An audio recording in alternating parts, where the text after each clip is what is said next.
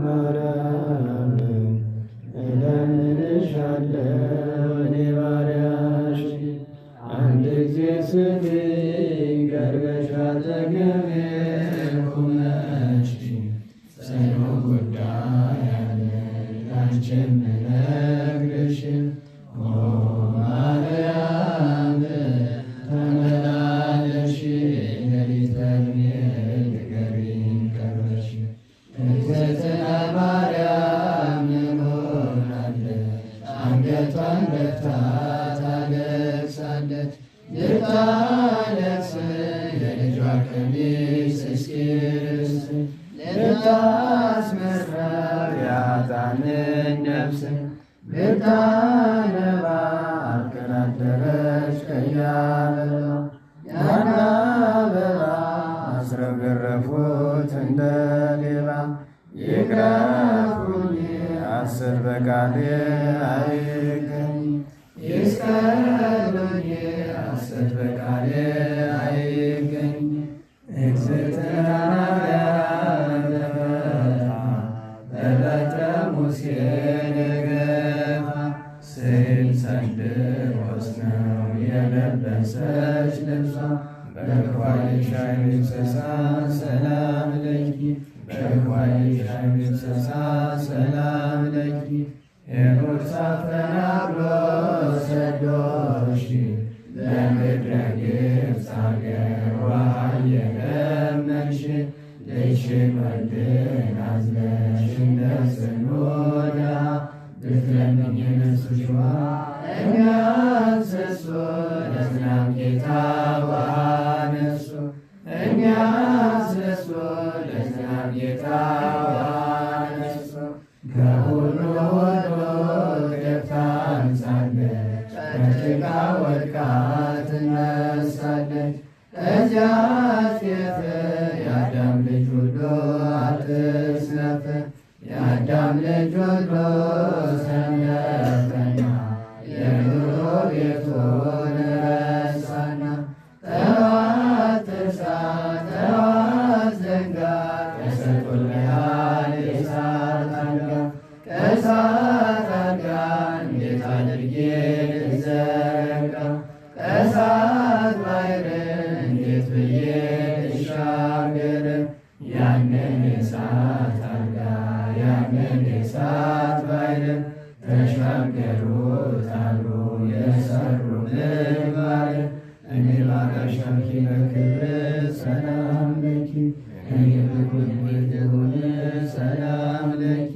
ኪዳነ ምሕረት ክቡር እንዳታቆሚ ከበሩ የገሃነመ እሳት ቤት መራራ ነው አንቺ አማላጅ እግዝእትነ ኩሉ ሰላም ለኪ አንቺ አማላጅ እግዝእትነ ኩሉ ሰላም ለኪ ጻድቅ ወዳጅሽ ተክለ ሃይማኖት በአንድ ቆሞ 7 ዓመት በታምኖ 7 ባቄላ ምግብ ሆኖ በታምኖ 7 ባቄላ ምግብ ሆኖ አቡነ ገብረ መንፈስ ቅዱስ ጻድቅ ወደ እርሱ መጥቻለሁ ከሩቅ አጋምና ከጋይ እየበላሁ ስንቅ ያማልዱኝ ብዬ በወገቦ ሰክር አደራ ማልድ አምላከ ጽድቅ ሰግድ ሰላም አደራ ማልድ አምላከ ጽድቅ ሰግድ ሰላም ቅዱስ ሚካኤል ኃያል ቅዱስ ሚካኤል ኃያል የለበሰው ልብሱ የእሳት ነበልባል ተጽፏል በወንጌል ቃል ሰግድ ሰላም ተጽፏል በወንጌል ቃል ሰግድ ሰላም አርዳኖስ የሚሉት ለነፍሴ የሰልቆ ባርኮ ለራሱ የሥጋን ፍላጎት ስላራቀ ከእርሱ እንደ ሳታራ ነፍሱ ሰግድ ሰላም እንደ ሳታራ ነፍሱ ሰግድ ሰላም ቅዱስ ጊዮርጊስ ዘልዕልት ዘንዶ ሰገደ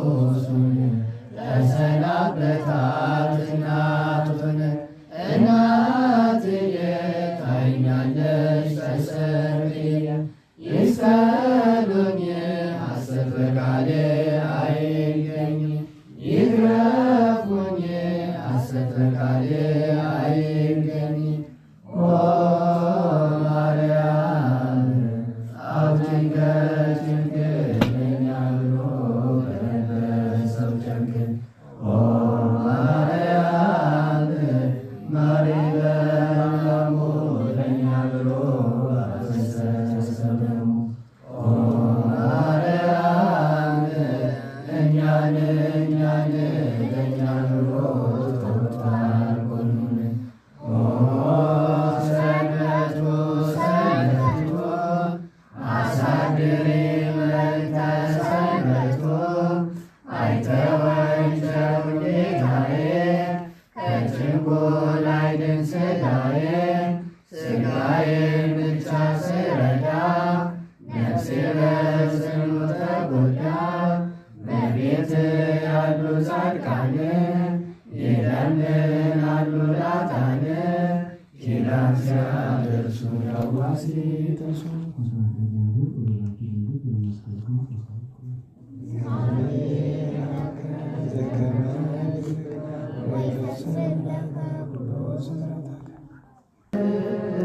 ቃል ሲነገር ስማ ጌታ ሆይ እባክህ ልቤን ክፈተው የድንግል ልብ እንደከፈተ ልቤን ክፈተው የድንግል ልብ እንደከፈተ። በስመ አብ ወወልድ ወመንፈስ ቅዱስ አሐዱ አምላክ። በስመ አብ ወወልድ ወመንፈስ ቅዱስ አሐዱ አምላክ። በስመ አብ ወወልድ ወመንፈስ ቅዱስ አሐዱ አምላክ አሜን። የአባቶቻችን አምላክ የቸርነት ባለቤት ቸሩ መድኃኔ ዓለም ከዚህ ሰዓት ከዚህ ዕለት ያደረሰን ቅዱስ ስሙ የተመሰገነ ይሁን። እንዴት ዋላችሁ? እንዴት ሰነበታችሁ? ቸርነቱ፣ ምሕረቱ፣ ይቅርታው፣ በጎነቱ የባሕሪ ገንዘብ የሆነ ቸሩ መድኃኔ ዓለም ለአምላክነቱ እንደሚገባ ቅዱስ ስሙ የተመሰገነ ይሁን። እመቤታችን ወላዲተ አምላክ ንጽሕት ድንግል ማርያም፣ ቅዱስ መስቀል፣ ቅድስት ቤተ ክርስቲያን ያከበራቸው ቅዱሳን ሁሉ ስማቸው የከበረ የተመሰገነ ይሁን። እንኳን አደረሳችሁ። ቸሩ መድኃኔ ዓለም ከንጹሐን በረከት ያሳድርብን። ኦሪት ዘፍጥረት ምዕራፍ 46 ቁጥር 1 እስከ 8 እስራኤልም ለእርሱ ያለውን ሁሉ ይዞ ተነሳ፣ ወደ አዘቅተ መሐላም መጣ። መሥዋዕትንም ለአባቱ ለይስሐቅ አምላክ ሰዋ። እግዚአብሔርም በሌሊት ራእይ ያዕቆብ ያዕቆብ ብሎ ለእስራኤል ተናገረው። እርሱም ምንድር ነው አለውም የአባቶች አምላክ እግዚአብሔር እኔ ነኝ። ወደ ግብፅ መውረድን አትፍራ፣ በዚያ ትልቅ ሕዝብ አደርግሃለሁና። እኔ ወደ ግብፅ አብሬ ወርዳለሁ፣ ከዚያም ደግሞ እኔ አወጣሃለሁ። ልጅ ዮሴፍም እጁን በዓይኔ ላይ ያኖራል። ያዕቆብም ከአዘቅተ መሐላ ተነሳም። የእስራኤልም ልጆች አባታቸውን፣ ገንዘባቸውን፣ ሚስቶቻቸውንም እነርሱን ያመጡባቸው ዘንድ ዮሴፍ በላካቸው ሰረገሎች ጭነው ወሰዱ። ጓዛቸውን በከነዓን አገር የሚያገኙትን ጥሪታቸውን ሁሉ ይዘው ያዕቆብና ዘሩ ሁሉ ከእርሱ ጋር ወደ ግብፅ ወጡ። ወንዶች ልጆቹንና የወንዶች ልጆቹን ወንዶች ልጆች፣ ሴቶች ልጆችንና የሴቶች ልጆቹን ሴቶች ልጆች፣ ዘሩን ሁሉ ከእርሱ ጋር ወደ ግብፅ አስገባቸው። ስለ ቅዱስ ቃሉ ቸሩ አምላክ ቅዱስ ስሙ የተመሰገነ ይሁን። እንግዲህ የእመቤታችን ስደት የምናዘክርበት ትምህርት ክፍል 6 ይሆናል። ሶስቱ ከዚያኛው ጉባኤ የተሰጠ ማለት ነው። ለሁሉም ክፍል 6 ሳይሆን ክፍል 5 ነው ያለፈው። አሁን የበቀደሙ ትምህርት በሌላ ሰው ስላስተማሩ በዛ ምክንያት ተዘሏል። እንግዲህ በሁለቱ ሳምንታት ስደተ አዳምንና ስደተ አብርሃምን ተመልክተናል። ዛሬ ደግሞ የአባታችን የቅዱስ ያዕቆብን ስደት እንመለከታለን። ስደተ ያዕቆብ ወይም ርደተ ያዕቆብን እናያለን። ቅዱስ ያዕቆብ ከከነዓን ምድር ወደ ግብፅ መውረዱ አምላክ ከነዓን ከሆነች ከእስራኤል ወደ ግብፅ ለመውረዱ አስቀድሞ የተነገረ ነውና ጌታ ስደቱን ትንቢት አናግሮ ምሳሌ አስመስሎ ሱባዔ ያስቆጥሮ አድርጎታልና ስለዚያ ምክንያት ነው። ለትምህርታችን መነሻ እንዲሆነን በዚሁ ባነበብነው ክፍል ውስጥ በሦስተኛው ቁጥር ያለውን ኃይለ ቃል እናደርጋለን። የትፍራ ወሪደ ግብፅ፣ ወደ ግብፅ መውረድን አትፍራ፣ እኔ ካንተ ጋር እሆናለሁና ብሏልና ወደ ግብፅ መውረድን አትፍራ ለምን አለው? በኋላ እንደ እግዚአብሔር ፈቃድ እንመለከታለን። ከሁሉ የሚቀድመው ዛሬ ዕለቱ ብዙ ጻድቃን፣ ብዙ ቅዱሳን የእመቤታችን ስደታቸው አድርገው ለእርሷ ልዩ ፍቅር ስላላቸው ስለ ፍቅሯ የተሰደዱ ቅዱሳን መታሰቢያ በዓል ነውና እርሱን እናወሳለን። ወደ ግብፅ መውረድ የአባቶች ሥራ አብርሃም አባታችን፣ ያዕቆብ፣ ዮሴፍ፣ እስራኤል በአጠቃላዩ፣ ሙሴ፣ ኤርምያስ፣ ሌሎችም አባቶቻችን ወደ ግብፅ ነው የሸሹ የተሰደዱ። ይህች ግብፅ ብዙ ታሪክ ያላት፣ ብዙ ቅዱሳን ያሏት፣ በአንድ ጎኑ ብዙ ክፉ ሰው የሚኖርባት፣ በአንድ ጎኑ ብዙ ቅዱሳን ያሏት ናት አገሪቱ። ጌታችን በኪደተ እግሩ ቅዱሳን ነቢያት፣ ኋላም ሐዋርያት፣ ኋላም ጻድቃን፣ በተለይ የመጀመሪያው ዘመን መነኮሳት አብዛኞቹ ምናልባትም 90% ያልተናነሱት ግብፃውያን ነበሩ።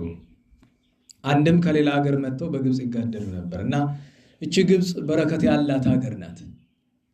ምንም ሆነ ምንም ባለፈው ሊቀ ሊቃውንት መስከረም አካባቢ ይመስለኛል ግብፅ ደርሰው ሲመለሱ እንዲያው ከግብፅ ምን አዩ የኔታ ብዬ ጠየቅኩኝ። አስተዳደር ችሎታ በጣም አይቻለሁ፣ ልማት በጣም አይቻለሁ፣ ሌላውን ተው ብሎ አሉ። አንዳንድ ጊዜ ትልልቅ ሰዎች ሲናገሩ ፈሊጥ አላቸው። ሌላውን ተው ማለት ይገባቸዋል። ተው ጠቅሰን ልንማርበት የሚገባ አይደለም። እንዲያው ይሄ ስርዓተ ቤተ ክርስቲያን ሐሳብ ስላቸው እንጃ አንድ ጥሩ ስፍራ ይቻለው አሉኝ። የት ስላቸው በዓለም የመጀመሪያው ገዳም የአባ እንጦንስ ገዳም ነው። የአባ እንጦንስ ገዳም እስካሁን ስርዓቱ አልተለወጠም። ለምሳሌ ግብፃውያንም ሆነ ከኢትዮጵያ ውጭ ያለ የትኛውም ስፍራ ዛሬም በኢትዮጵያ በመሀል ሀገር ቀርቷል። መጋረጃ ተጋርዶ ነው አይደል የሚቀደስ? እንዴት ዋላችሁ? መጋረጃ ጋርደን። በነገራችሁ ላይ እዚህ ላላችሁ ታይሰማም ያልኩ ስጮህ ከውጭ በጣም እያደነቆረ ይመስለኛል። እኔ ለምን ፊቱን ወደዛ እንዳዞሩት አልገባኝም። በነገራችሁ ላይ ሰዎች ሳይወዱ እንዲያዳምጡ አልፈልግም። መጀመሪያ ድምፅ ማጓው እዛም የሚቀመጠው ከውጭ ምናልባት ቦታ ሳይኖር ሲቀር ለሚመጡ ሰዎች ይመስለኛል። ግን በዚህ ልክ በጣም እየጮህ እንደሆነ ይታወቀኛል እና ፊቱን ወደዚህ ነው ማዞር።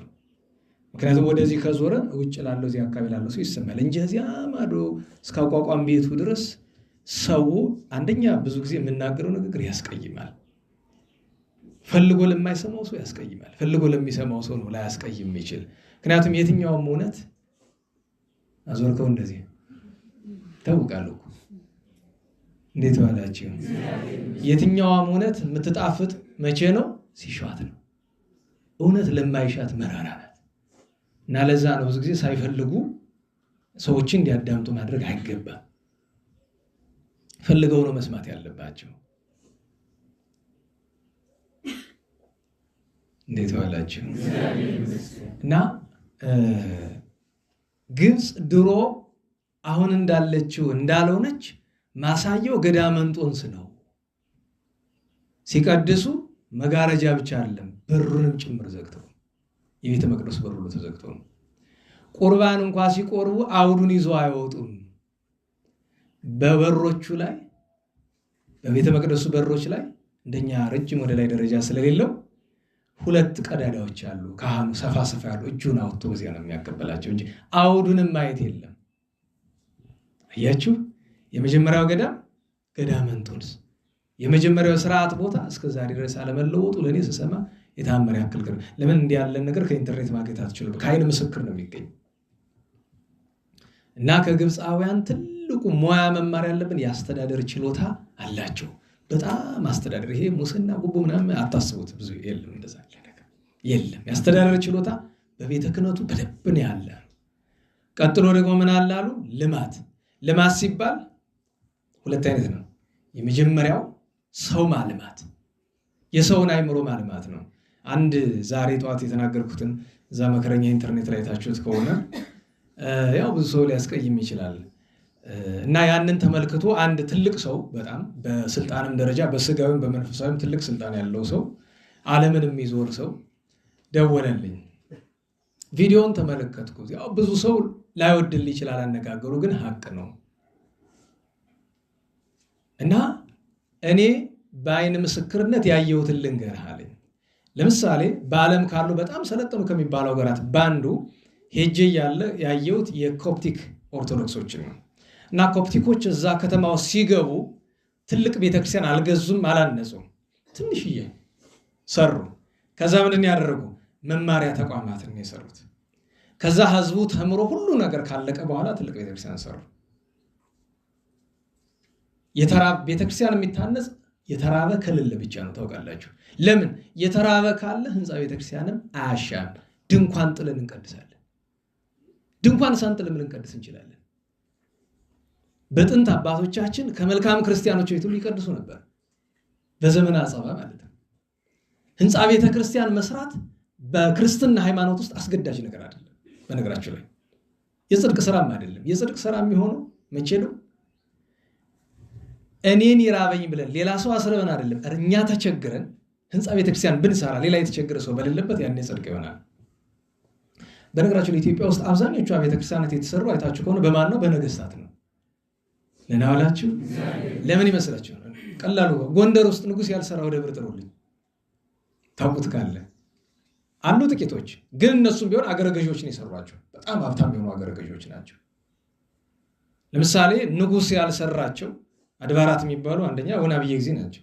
አገረ ገዢዎች ናቸው የሰሩት፣ ባላባቶች ናቸው። በጣም ሀብታሞች የነበሩ ሞልቶ የተረፈላቸው ማለት ነው። በዓታን ማን የሰራ? ንጉስ። ሚካኤልን ማን ያነጸው? ንጉስ። ወልደ ነጎድጓድን ማን የሰራው? ንጉስ። ቂርቆስን ማን? ንጉስ። ገብረ መንፈስ ቅዱስን ማን? ንጉስ። ደብረ ምጥማቅን ማን? ንጉስ። ነገስታቱ ወርቅ ሞልቶ ተርፏቸው በእግራቸው የሚረግጡት ናቸው። እነሱ ደግሞ ወደ ሀያ ስራ አልሰሩትም። እና አንድ ምሳሌ ይሄን አልኩ። ከግብጾች እንማር ከተባለ ላይ ሁለተኛ ላይ አውሮፓ ሄጄ እያለ ዛሬ አታስቡ ከፍቷል አለ። ከ12 ዓመት በፊት ሄጄ እያለ አውሮፓ ላይ አንድ ከተማ ገባሁኝ እና እዛ ከተማ ውስጥ ጨረታ የወጡ በጨረታ መንግስት የሚያጫርታቸው 12 አብያተ ክርስቲያናት ካቴድራሎች ማለት ነው። ደህና ዋላችሁ። ካቴድራሎች 12 ያክል ጨረታ ወጥተዋል። የሚገዛ ካለ ተብሎ ማለት ነው። ለማንኛውም ባለሀብት ክፍት ሆኖ ማለት ነው። ከነዛ መካከል 9ኙን የገዟቸው የግል ባለሀብቶች ናቸው። ምንድን ያደረጓቸው? ናይት ክለብስ። አንዳንዶቹ ውስጣቸው የመንፈሳዊ ነገሩ እንዳለ ማለት ነው፣ ስዕሉ መስቀሉ እንዳለ ናይት ክለብ ጭፈራ ቤት ማለት ነው ሆነዋል። አይኔ እያየ ነው ያለ። ይሄኔ በአይኔ ያየሁትን ነው የምነግራለሁ። ከዛ የገረመኝ አንድ ቦታ ሲሄድ የኛ ካህናት ካቶሊኮቹ ቸርቻቸውን ሰጥተዋቸዋል ለኛ ካህናት፣ ቀድሱበት፣ እኛ እንመጣባችሁ ቀድሱበት። ግን አሉ አደራ መቀደስ እንዳታቆሙ፣ አደራ ቀድሱ። ለዚህ ደግሞ ለእያንዳንዳችሁ 1,000 ዩሮ እንከፍላችኋለን። ለምን? ጭፈራ ቤት ከሚሆኑ ነው። በቃ ያ እጣ ፈንታው እሱ ነው። ለምን ሲባል አንድ ቅርብ ጊዜ አንድ ምርምር አይታችሁ ከሆነ ለነገሩ እንኳን ምርምር እጃችሁ ያለውንም ነገር አትመለከቱ። ከዓለም አብያተ ክርስቲያናት ውስጥ ምዕመኑን ለማግኘት እድል ተስፋ ያላጠለው ምናልባት መምህር ዮሐንስ የሚባለው ሲያስተምሩ ሰምታችሁ ከሆነ እሳቸውም ጠቅሰውታል። አንድ ጊዜ ሲያስተምሩ ሰምታችሁት ከሆነ የመትረፍ እድል ያላት ከዓለም አብያተ ክርስቲያናት ሁሉ ግብፅን ትተን ህዝቧን የማትረፍ ምዕመናንን የማትረፍ እድል ያላት ቤተክርስቲያን የኢትዮጵያ ኦርቶዶክስ ተዋሕዶ ቤተክርስቲያን ብቻ ነው። ካቶሊኮቹ አሁን ካሉበት ውድቀት የደረሱት የፕሮቴስታንት ብቻ አይደለም፣ የካቶሊክ ቸርቾቹ በሙሉ ናይት ክለብ ሆነዋል። ቀላል ላይ መሰለኝ ለአውሮፓ ውስጥ የውድቀታቸው ምክንያት ምንድነው ሲባል ጳጳሳቱና ካህናቱ ሁለት ስራ ብቻ ነው የነበራቸው ለመቶዎች ዓመታት። አንደኛው ስራ ገንዘብ መሰብሰብ፣ ሁለተኛው ስራ ካቴድራል መስራት። ሁሉ ገንዘብ ሰብስበው ካቴድራል ሰርተው ሲጨርሱ ህዝቡ የለም፣ ቤተክርስቲያኗ የለችም፣ ህንፃውን ያለ ቤተክርስቲያኗ የለችም። እና እኔ ይገርመኛል። አሁን ሰሞኑን የቅዱስ ሲኖዶስ ስብሰባ እየተካሄደ ነው አይደለም? ከዛ አስቀድሞ የአጠቃላይ ሰበካ ጉባኤ ስብሰባ ምናምን ይባላል አይደለም? የሚቀርበው ሪፖርት በሙሉ ተመልከቱት። ከማኅበረ ቅዱሳን እና ደቡብ ኦሞ ካለው ሀገረ ስብከት በቀር የሚቀርበውን ሪፖርት ተመልከቱት። ይህን ያህል ህንፃ ሰርተናል፣ ይህን ያህል ገንዘብ ሰብስበናል። ሽልማት የሚደረግለት ማን ነው? ይህን ያህል ሰው ለንስሐ በቅቷል የሚል ሪፖርት ሰምታችሁ ታውቃላችሁ? የለም። ይህን ያህል ሰው ስጋው ደሙ ተቀብሏል፣ ይህን ያህል ሰው ለቅድስና ደርሷል፣ ይህን ያህል ሰው ለምናኔ በቅቷል፣ ይህንን ያህል ሰው ከሴተኛ ዳሪነት አስወጥተናል፣ ይህንን ያህል ሰው ከጫት፣ ይህንን ያህል ሰው ከሲጋራ አውጥተናል የሚል ሪፖርት አለ። የሚሸለም ማን ነው? ብዙ ገንዘብ የሰበሰበ ሰርቆ የሚያምጣው ዘርፎ የሚያምጣው። አስቡት። ይሄ ጥሩ ነው ወይ? እና እውነት ለመናገር ሁልጊዜ ከማዝንባቸው ነገሮች አንዱ ቅድም ያን የ7 ደቂቃ ከምናምን ነገር ከተናገርኩ በኋላ ያንን ሰምቶ የሚከፋቸው ብዙ ሰዎች አሉ። ከነሱ በላይ እኔ ነኝ የሚከፋኝ። ለምን እንደሚከፋኝ ታውቃላችሁ? ተናግሬ ማንም ሰውቶ መፍትሄ እንደማያመጣበት አውቃለሁ። ለምን እንደምናገር ለእኔ ራሱ አይገባኝም። ግድ በል ሲለኝ እዳይ ነውና እናገራለሁ። ሰምቶ ማንም ምንም እና ያ ወንድም ደውሎ ይሄ ቅድም በስጋዊ በመንፈሳዊ ትልቅ ስልጣን ያለው ውጭ ሀገር ብዙ የሚዞር ያልኳችሁ ወንድም ይህንን ሲለኝ እኔ ልንገርህ ከድሮ አንስቼ የምቃወመው ቤተክርስቲያን ማነጽ ነዋል። ቤተክርስቲያን ማነጽ የሚደገፈው የት ሲሆን ነው? አዲስ ጥሙቃን ያሉበት ስፍራ እንደ ቤኒሻንጉል፣ እንደ ደቡብ ኦሞ፣ በምስራቁ በምዕራቡና በደቡብ ኢትዮጵያ አካባቢ ምንም ቤተክርስቲያን በዛም ሲሰራ መጠነኛ። የሚገርመው ነገር ምን አለኝ? ከጎንደር ውስጥ ካሉ አንድ አድባራት በፊት ከተሰሩት የዛሬ 8 ዓመት 9 ዓመት ከተሰሩት መካከል የአንደኛውን አለቃ ቀርባቸው ነበርና ለምንድን ነው አዲስ ቤተክርስቲያን መሰሩ ሲባል ጠቦና አሉኝ። እንደው በሞቴ በአመት ስንት ክብረ በዓል አላችሁ? 2። ከሁለቱ ክብረ በዓል በቀር እንኳን ለመሙላት የሚያስቀድስና የሚቆርብ ሰው አላችሁ ወይ? የለም። እና ቤተክርስቲያንን አፍርሳችሁ የምትሰሩት ለ2 ቀን ነው? አዎ አሉ። ይሁሉት ቤተክርስቲያን የምትሰሩበትን ገንዘብ ለምንድን ነው ለስብከተ ወንጌል ህዝቡን ለማስተማር አውላችሁት? ህዝቡ ሞልቶ ሲተርፍ ያን ጊዜ ቢሰፋ ምን አለ? ተመሳሳዩን ቃል እዚህ ማዶ ላለው ነግሬዋለሁኝ። ቤተክርስቲያንን እናፈርሰው ስለው ጠበበነ። መቼ ነው የጠበባቸው? ለፍልሰታና ለህማማት አለኝ። እስኪ አንተ የአሰሪ ኮሚቴ ሰብሳቢ ነህ፣ ቆርበት አውቃለህ? ዶክተር የለም። ምን ሊያደርግልን የምትሰራው? ደህና ዋላችሁ? ምን ሊያደርግልን የምትሰራው? መልስ የለውም። ዓላማው ምንድን ነው? ማፍረስ ነው። በቃ ማፍረስ። ማንን ነው የሚያፈርሰው? ህንፃው እንዳይመስላችሁ ምዕመናንን ማፍረስ ነው፣ ማደህየት ነው። በችግር ላይ ችግር። ጠዋትም ያልኩት እሱን ነው። ተጨንቃ ተቸግራ በሰጠችው ሳንቲም ቤተክርስቲያንን ያቆመች እናት፣ ቤተክርስቲያንን ያቆመ ድሃ አባት ሲርበው ቤተክርስቲያን ተመልሳ አትመለከተው። የለም አለ ራባችሁ የሚል የቤተክርስቲያን አባት ታውቃላችሁ? ሰበካ ጉባኤ አለ። ምዕመኑ ራበው ብሎ የሚያስባለ ገንዘብ ካገኘ ምንድን ነው የሚያደርገው? ህንፃውን አፍርሶ አዲስ ነው የሚሰራ። ያውም ሰፊ ምንድን ነው የሚሰራ? የሆነ ነገር ማስጌጥ። ትልቅ ሰው ጠፋ እስክንል ቅድም ያነሰንኳቸው ሊቀ ሊቃውንት እንኳን ምንድን ነው የሚያደርጉ? ድሃ አለ ይመስላል መንበረ መንግስት የሚሰራውን ስትመለከቱ። አሁን ይንታ በእውነት ለድሃ ያዝናሉ ያስብላል። እኔ እውነቴን ነው። በማመሰግነው ነው የማመሰግናቸው፣ በማላመሰግነው አላመሰግናቸው። መንበረ መንግስት ላይ የሚሰራውን ላየ ሊቀ ሊቃውንት ዘራ ምን ሆነው አያሰኝም? ይህን ተነስቶ ደግሞ እሳቸው ልትነቅፍ ተነሳ። አይመለከትም እባክህ። ከኔ ይልቅ አንተ አትቀርባቸው። ስህተቱ ስህተት ነው። ይሄ ሁሉ ድሃ መከራውን እያየ ለመንበረ መንግስት ያን ሁሉ ገንዘብ የሰጠ ድሃ ዛሬ ተርቦ ሲሰቃይ ምን እየተደረገ ነው? እዚያ ላይ ለምን አተኮርክ ብትሉ ከሁሉ የሚበልጡት እሳቸውን ነው መናገር የምፈልገው እኔ። በሌላውማ እንዳልፈርድ ምንም፣ ምክንያቱም ለቤተክርስቲያን የሚገደሳቸው እውነተኛ አባት ስለሆኑ ነው። ለምን ብዬ እስከ መጠየቅ ያደረሰኝ እዚህ አይደለም የምናገረው፣ ቦታቸው ሄጄ 3-4 ተናግሬያለሁ። ሌላውማ ቤተክርስቲያን በአፍጢሟ ብትደፋ ላቲ ስብሐት ክብር ምስጋና ለቤተክርስቲያን ይሁንና እንደዚያ እንኳ ብትሆን ማንም ድንግጥ አይልም። ካህን በለው ዲያቆን ነው ሆዱ አይጉደል። እውነቴን ነው። ከሆዱ በላይ የሚያስብ አንድም አገልጋይ ታውቃላችሁ? ከሆዱ በላይ ማሰብ የሚችል ካህን በለው ዲያቆን በለው ሀላይ የሚደጳጳስም በለው የለም። የዛ መገለጫው ምንድነው? በስብሰባ የሚያስመሰግን ብዙ ገንዘብ መሰብሰብ ነው። ለመመናራት አይደለም። ያ ነው ትልቁ በሽታችን። እና እመቤታችን በስደቷ ካዘነችው በላይ አሁን ያዘነችበት ጊዜ ነው። በነገራችሁ ላይ እንዴት ለሚለው መድኃኔዓለም ያውቃል። ይህን ካልን ዘንድ ወደ ጉዳያችን እንመለስ። እንግዲህ አስበነው የመጣ ነገር አይደለም። እግዚአብሔር ካመጣው ምንም ማድረግ አንችልም። እኔ ልናገር የፈለኩኝ ስለ ግብፅ፣ ስለ ስደቱ ጉዳይ ነው። አሁን የስደትን ጉዳይ ለማንሳት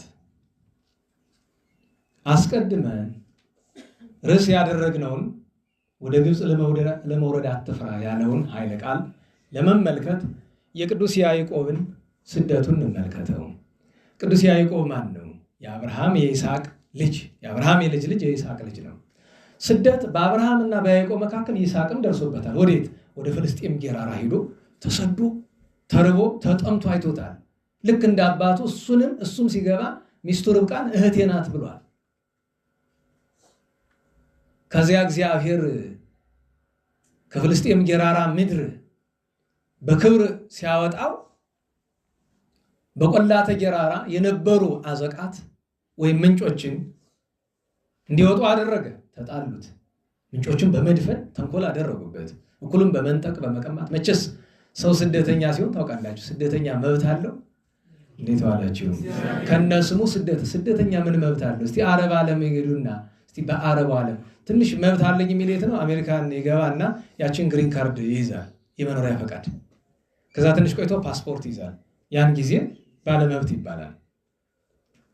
ስደተኛ ወትሮ መብት የለውም።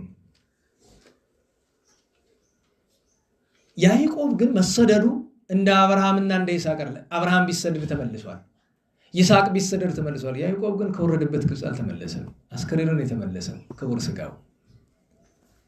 ያ የሆነበት ምክንያት ከአባት ከያዕቆብ እስራኤል ስደት በፊት ተሽጦ ግብፅ የወረደ ዮሴፍ ነበረ። እቺ ግብፅ ግሩም ናት። ዮሴፍ ተሽጦ ግብፅ ወርዷል።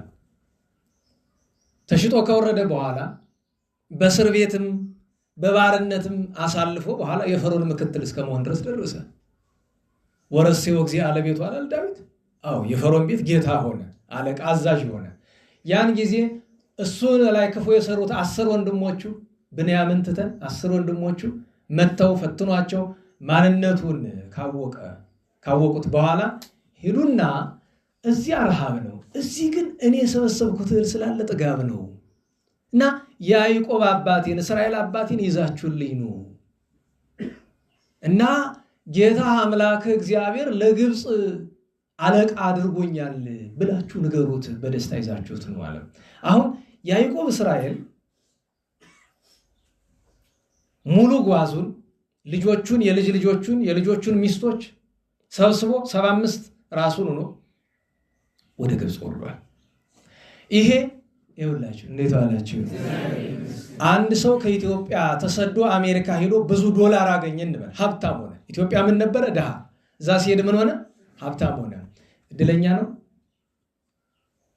አይደለም? ደህና ዋላችሁ። በስደት ሀገር ምንም ብታገኝ ለውጥ የለውም ይመስላል። ራስን ለማጭበረር ትሞክራለህ እንጂ ለውጥ የለውም። ያው ነው። ይሄ ለማይገባው አይገባውም፣ ለሚገባው ግን ይገባዋል። አሁን አሜሪካ አውሮፓ ሆኖ ኢትዮጵያ ሀገራቸው እንዳይመጡባት እሳት እንዳይቀሩ ደግሞ ናፍቆት ተሳቱ ቅዱሳንን የሳበ ፍቅር ሚስባቸዋሉ። እንዲሁም አንድ ቤተሰብ ውጭ ሀገርም ይኖራል፣ ሀብት ንብረት አፍርተዋል እና ስንጨዋወት ምን አሉኝ? ልንመጣ ነው አሉኝ። ሀብት ንብረታችሁ እንደምንታረጉት ለማህበረ ቅዱሳን እንሰጣለን፣ ባዷችን ነው የምንመጣ፣ አያስፈልገንም። ለምን? በቃ ሀገራችን ነው የምንኖር፣ የፈለገ ይሁን ኢትዮጵያ ውስጥ ነው። ለምን? የኢትዮጵያን ክብሯን የሚያውቅ ከዜጎቿ በጣት የሚቆጠሩ ነው። ተማርኩ ብሎ እንኳ ክብሯን አያውቅም። በነገራቸው ላይ ከደስታ ሁሉ ለሰባኪ አስደሳች ነገር ነው ያሰለ ጳጳስ ብሎ ቄስ ብሎ ደስታ ነው። ትልቁ ምንድነው? ውጭ ሀገር ለስብከት መጋበዝ አይደል? ደስ ያሰኛል። በዛ በአውሮፕላን ተሳፍረ እየበላ እየጠጣ ተንተርሰህ ተኝተህ ትሄዳለህ። እዛ መጡልን ምናምን እየመጣ የኛ ሰው ችግር አለበት። ሰባኪ ጣዖት ነው የሚያደርግ። መጡልን እኮ ቤታችን በረከት ነው። ከዛ አልነገርኳችሁ መጥቶ ስብከት እባክህ አሜሪካ እዚህ ስቴት ላይ ፈልገን ነበረ። አይ እኔ አልሄድም። ችግር የለውም እኛ ሁሉን ነገር እናሟላለን። እኔ እኮ ጎደል አላደርገውም። አልሄድም። ስብከትን የፈለጋችሁ ይኸው እያስተማርኳችሁ ነው እና እኔን በአካል ማየት ነው የፈለጋችሁ ይኸው በቪዲዮ ታያላችሁ። ምን ቀረ ሌላ? አይ በአካል ነው ምን ፈልጋለህ? በአካል ስትፈልገኝ ጣዖት እየሆነብህ ነው። ተው። ኋላስ ዞር ብሎ በጆሮ ምን ይለኝ? የሻይ እኮ አለው። ምን ማለት ነው? ችግር የለውም እስከ 3,000 ከሆነም እስከ 5,000 ዶላር አስቡት። በዚህ ዘመን ውስጥ መነጽር ወደ 1 ሚሊዮን ይገባል። እንሰጣለን። እንደውም ምን አለኝ? ስም ሁሉ እጠራለሁ። እገሌ እንደዚህ ዘና ብሎ የሚኖሩ አታያቸው? ሰጠናቸው እኮ በል አሁን ሳላረግርግህ ከዚህ ውጣለን። ዱርዬ ባለጌ እውነቴን ነው። ባለጌ ነው ይሄ ዱርዬ። እሱ ዱርዬ የሆነ ሰው ዱርዬ ሊያደርግ ማለት ነው። በገንዘብ ሊገዛ ስብከት አስባችሁታል? እንዴት አንድ ሰው እንዴት ከርስት ተነቅሎ ከእናት ከአባቱ ቤት ወጡ ለሃይማኖቱ አይደለም፣ ለጽድቅ ለቅድስና አይደለም። አብዛኛው ሰው አሜሪካ አውሮፓ የሚሄድ ሰባኪው እዚያ ያለውን ሰው ለጠቅም ብሎ ይመስላል። አይደለም። ሽርሽሯ፣ መዝናናቷ፣ የኪስ ሳንቲሟ ትወደዳለች። ልክ አሁን ለምሳሌ በኢንተርኔት አገልግሎት በነገራችሁ ላይ አብዛኛው በቲክቶክ በዩቲዩብ በምናምን ስለ ገዳማት ሲለመን ትናንት የነቀፍኩትን ልንገራችሁ። ለምሳሌ ለአንድ ገዳማት አይታችሁ ከሆነ እነዚህ ታዋቂ የሚባሉ ሰዎች ማስታወቂያ እንደዚህ የሚባል ገዳም ተርቦ እንዲያውም መቤቴ እንደዚህ ሆና እንደዚህ ሆና ይላሉ አይደለም። እንደዛ የሚያስለፈልፋቸው የቤተ ክርስቲያን ሀዘን አይደለም። ለአንድ ማስታወቂያ በቲክቶክ ዝቅተኛዋ ክፍያ ለአንድ ማስታወቂያ 20,000 ብር ናት። እንድታውቁት ኤቭሪ ሲንግል ቲክቶከር እንደዛ ነው፣ ከጥቂቶቹ በቀር እንድታውቁት። ማስረጃ ይዘን አደባባይ እናወጣዋለን ያስፈልግ፣ ግን ምን ያደርጋል? ምክንያቱም መሪዎቿ ነውረኞች በሆኑባት ቤተክርስቲያን የአንድ ቲክቶከር ነውር የአደባባይ ርዕስ ሊሆን አይችልም። አስባችሁታል? ከዛ እሱ ብቻ አይደለም ኮሚሽን። በነገራችሁ ላይ አንድ ቲክቶከር ለገዳማት ከሚዋጣ ለአድባራት ከሚዋጣ ገንዘብ እስከ 2 ሚሊዮን ኮሚሽን ይጠይቃል። እስከ 2 ሚሊዮን አጠቃላይ ማለት ነው። ያቺ 10 20 30 40 ያልኳችሁ የአንድ ማስታወቂያ ሂሳብ ናት። 2 ሚሊዮን ኮሚሽን የሚጠይቁ አሉ። ስታያቸው ግን አየር ላይ ምንድነው የሚመስሉ? ጻድቃን ለገዳም የሚመስሉ አይ ለማያውቅ ይችላል ያገሬ ሰው። አስቸጋሪ ነው። እንዴት ዋላችሁ? አያችሁ፣ ወገኖቹንም ይዞ ቢሆን ሀብት ንብረቱንም ይዞ ቢሆን የያዕቆብ እስራኤል መውረዱ ምን ያህል ጭንቅ እንደሆነ ላንብብላችሁ። የሚሄደው በደስታ ነው አይደለም? ልጁን ለማግኘት ነው አይደል? ምግብ ወዳለበት ስፍራ ነው የሚሄደው። ተገዶ አይደለም፣ ወዶ ነው አይደለም የሚሄደው ያዕቆብ። ነገር ግን የሚሄዱ ከባድ መሆኑን የምታውቁት ሲሄድ ምንድን ነው የሚለው? እግዚአብሔር በሌሊት ራእይ እግዚአብሔር እንዲህ ያለው ያዕቆብ ሆይ ያለው የአባቶች አምላክ እግዚአብሔር እኔ ነኝ፣ ወደ ግብፅ መውረድን አትፍራ። ለምንድን ነው አትፍራ የሚለው? የሚሄድ ሊገደል ነው ወይ? አይደለም። ወደ ልጁ ነው የሚሄደው። ሀብት ንብረት ወደሚገኝበት ወደሚከበርበት ልጁ ንጉሥ ወደሆነበት ሀገር ነው የሚሄደው። ነገር ግን አትፍራ፣ ኢትፍራ አለው። አትፍራ ለምን ብትሉ የኖረባት ትቷት የሚሄደው ስፍራ ማን ነው የምትባለው? ከነዓን። ከነዓን የማን ምሳሌ ናት? የእግዚአብሔር መንግስት፣ የመንግስተ ሰማያት ምሳሌ ናት። ያዕቆብ ከርስቱ እየተነቀለ ነው። በጎ ነገር እያገኘ አይደለም።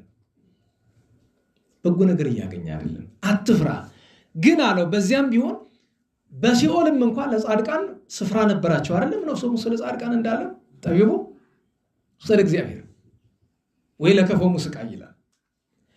እንደዚያ ይኸውላችሁ እዚህ በጥሬ ዘር ምን አለው? አትፍራ ወደ ግብፅ መውረድን፣ እኔ ወደ ግብፅ አብሬህ እወርዳለሁ ከዚያም ደግሞ አወጣሃለሁ አለ። ነገሩ ምሳሌ ነው። ወደ ግብፅ አብሬህ እወርዳለሁኝ፣ መከራ ችግር እንዳይገጥምህ አደርጋለሁኝ፣ አትፍራ ከዚያም ይዤ እወጣለሁ አለ። ያዕቆብ የአዳምና የልጆቹ ምሳሌ ነው። ግብፅ የሲኦል ምሳሌ ናት። አብሬህ እወርዳለሁ ማለቱ በዚያ እደ እግዚአብሔር በሲኦል ውስጡ ነው ስቃይ እንዳይበዛባቸው መጠበቁን መናገር። ከዚያም አወጣለሁ አለ። ከ5500 ዘመን በኋላ ስደታቸውን ተሰዶ አውጥቷቸዋልና እንዲህ አለ። ስደት ያዕቆብ ስቃይ ባይኖረው ምሳሌነቱ ከባድ ነው። ነገር ግን የቅዱስ ያዕቆብን ሐዘን ስደት ከእመቤታችን ጋር የሚያነጻጽረው አባታችን አባ ገብረ ኢየሱስ በሰቆቃወ ድንግል ያዕቆብ ነገደ በፍስሐ ለረኪቦ ኩሉ መፍቅዱ ሶበ ሰብአ በብሔረ ግብፅ ከመ ነግሠ ወልዱ። ያዕቆብ ወደ ግብፅ መውረዱ እመቤታችን ልጇን ይዛ ለመውረዷ ወደ ግብፅ ምሳሌ ነው። ነገር ግን ያዕቆብ የወረደ በደስታ ነው፣ እመቤታችን በሐዘን በለቅሶ ነው። እርሱ ልጅ ከዚያ አለ ተብሎ ተስፋ ይዞ ነው። እመቤታችን ግን ተስፋ ወደሌለበት ማንም ወደማያውቃት ጨለማ ነው። ለአጉዮ ወልዳ በአንብዕ አመ ሕፃናት ታርዱ ነገደት ውስተ ምድረ ግብፅ ማርያም ዘመዱ ሀባልባቲ ዘየአምራ ወኢአሐዱ። አንድም ሰው ወደማያውቃት አንድም የምታውቀው ሰው ወደሌለበት ስፍራ በሐዘን በረሃብ በጽም የተሰደደች የእመቤታችን ስደት ከያዕቆብ ስደት አይናጸርም። ምሳሌ ተባለ እንጂ አይናጸርም። ሕፃናት ሲገደሉ ግን ደግሞ ግብፅ በመውረዱ ሐዘን ባያገኘው ግብፅ ከመውረዱ በፊት አይኑ ምን ሆኖ ነበረ? እንዴት ዋላችሁ? አይኑ ምን ሆኖ ነበረ? አይኑ የጠፋበት ምክንያት ልጁ ዮሴፍ ስለሞተ ነው አይደል?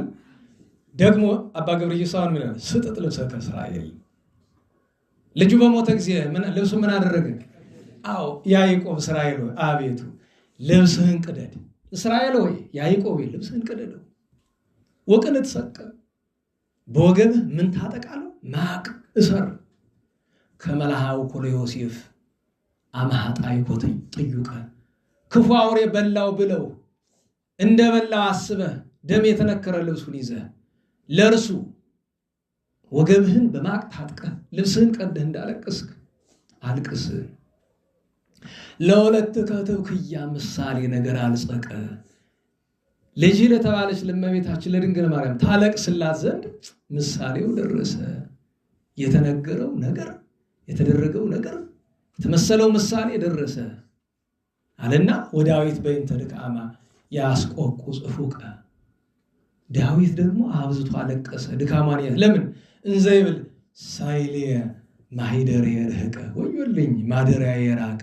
ለምን ማደሪያ የራቀ አለ ቅዱስ ዳዊት በዳዊት በመዝሙር እንደዚህ ያለ። ለምንድን ነው ቢሉ ሰው በተሰደደ ጊዜ ከቤቱ ምን እያለ ነው የሚሄደው? እየራቀ ነው። ሲመለስ ግን እየቀረበ ነው። እና ሳይልየ ማኅደርየ ርሕቀ፣ አንድም ሳይልየ ማኅደርየ ዘርሕቀ፣ ማደሪያ የራቀብኝ ምን ወዮልኝ፣ ሐዘን ጸናብኝና። እና የቅዱስ ያዕቆብ ስደት ምን ምሳሌነቱ ለእመቤታችን ስደት ነው ቢባልም እንኳ ነገር ግን ከእመቤታችን ሐዘት ብዛት አንጻር አዝኖ እንኳ ቢሆን አይደራረስም። ያዕቆብ በደስታ ወረደ፣ እመቤታችን በሐዘን። ያዕቆብ ብርሃንን እያሰበ ወረደ፣ እመቤታችን ግን ጨለማ እንደሚጠብቃት የሐዘን ጨለማ እንደሚጠብቃት እያሰበች። ያዕቆብ ጥጋብ ወዳለበት ሀገር ወረደ፣ ምን ግብፅ ቢባል፣ እመቤታችን ግን ረሃብ ወደሚጠናበት ወረደች። ያዕቆብ ሰረገላ ተልኮለት በሰረገላ በሰራዊት ታጅቦ ነው የወረደ። እመቤታችን ሰራዊት እያሳደዳት መጠጊያ አጣ። ያዕቆብ በቤተ መንግስት ሊኖር ነው የወረደ። እመቤታችን ግን ማደሪያ አጣ። ማደሪያ ወደማታገኝበት ስፍራ ነው የተሰደደችው። ሀጣይኪ ማኅደረ በከመ ሰማዕነ ዜና ያለው እሱ ነው። እግዚአብሔር የያዕቆብ እስራኤልን በረከት ያሳድርብን። ከእመቤታችን ከጻማ ንግደታ በረከት ያሳድርብን። አሁን ስደትን ከስደት አድርገን የእመቤታችንን ነገር በማጠቃለያ እንመጣበታለን። ስደተ ቅዱሳን እንይ። ዛሬ ምጽዋቱ ዝክሩ ስለማን ነው የነበረ? የነዳያኑ ዝክር ስለማን ነው ዝክሩ የነበረ? ታዛችሁ ነው? መጀመሪያ ነገር የራሳችሁ ነው። ትእዛዝ ነው። ምን አረጋዊ ነው? ጥሩ። ስለዚህ በሱን ጀምር ብዬ ነው በተዘከረው በዝክሩ። አቡነ አረጋዊ የሮም ሰው ናቸው። አባታቸው ይስሐቅ፣ እናታቸው ቅድስት ዕድና ትባላለች። በንጉሱ ስር ካሉ ግዛቶች በአንዱ ነግሰው የሚኖሩ ናቸው። ልጅ አጥተው እግዚአብሔርን ለመኑ፣ ወለዱ። ስሙን ዘሚካኤል አሉት። የሚካኤል ስም ይመርሃ በግብር ነውና የሚካኤል ገንዘብ ስለሆነ ከዚያ በኋላ ለ99 ዓመት ቅዱስ ሚካኤል አቡነ አረጋዊን ተለይቷቸው አያውቅም። ዘሚካኤል ተባሉ ክርስትና ሲነሱ። ብሉይ ሐዲስ ተምረው አድገው ለአካለ መጠን ሲደርሱ ገና በአስራዎቹ ዕድሜ እያሉ ለሴት ታጩ። እምቢ ብለው ጠፍተው ግብፅ ወረዱ። ግብፅ ወርደው አባ ጳኩሚስን አገኟቸው። ልጅ ምን ፈልገህ መጣ? አባቴ ልጅ ልሆን ልመነኩስ መጥቻለሁ። አይ እንዲያው መልክ የለመለመ እድሜህ ደግሞ ትንሽ ነው ትችለዋል አለው። አባቴ ፈትነኝ አለው። ፈተነው፣ አመነኮሰው። ስሙን ማን አለው? ገብረ አምላክ ማለት ነው። የአምላክ አገልጋይ ዘሚካኤል ገብረ አምላክ። ከዚያ ሲኖሩ በአገልግሎት በትጋት በቅድስና ሲኖሩ ደብዳቤ ነገር ጻፉ ይባላል። አንድም ዝናቸው በመላው ሮም ተሰማ። 7 ቅዱሳን ከአባ ጰንጠሌዎን እስከ አባይ ማዕታ ድረስ ዝናቸውን ሰምተው ዘመድ አንድም ደግሞ በቤተ መንግስት የሚተዋወቁ ናቸውና ፈልሰው መጡ ወደ ግብፅ። 8 ሆኑ። አባ ጳኩሚስ ሲያርፉ ባርከዋቸው አባ ቴዎድሮስ ጻድቁ ሲተኩ ወደ ኢትዮጵያ ለመምጣት ብለው መጻሕፍትን ሲመረምሩ ኢትዮጵያን ዘፊት አያውቋትም ነበር። መጻሕፍት ሲመረምሩ ኢትዮጵያ እመቤታችን በስደት እንደረገጠቻት ከዓለም ሁሉ ለይቶ አስራት አድርጎ እንደሰጣት በመጽሐፍ ያነባሉ። ለእመቤታችን ከነበራቸው ፍቅር የተነሳ መጀመሪያም ስለ ፍቅሯ ነውና ተሰደው የመጡ ወደ ምድረ ግብፅ ወደ ኢትዮጵያ መሄድን ተመኙ። አስቀድሞ ግን ቅዱስ ሚካኤልን ለመኑት። ያችን ሀገር አሳየኝ አሉት። ወስዶ አሳይቶ መለሳቸው።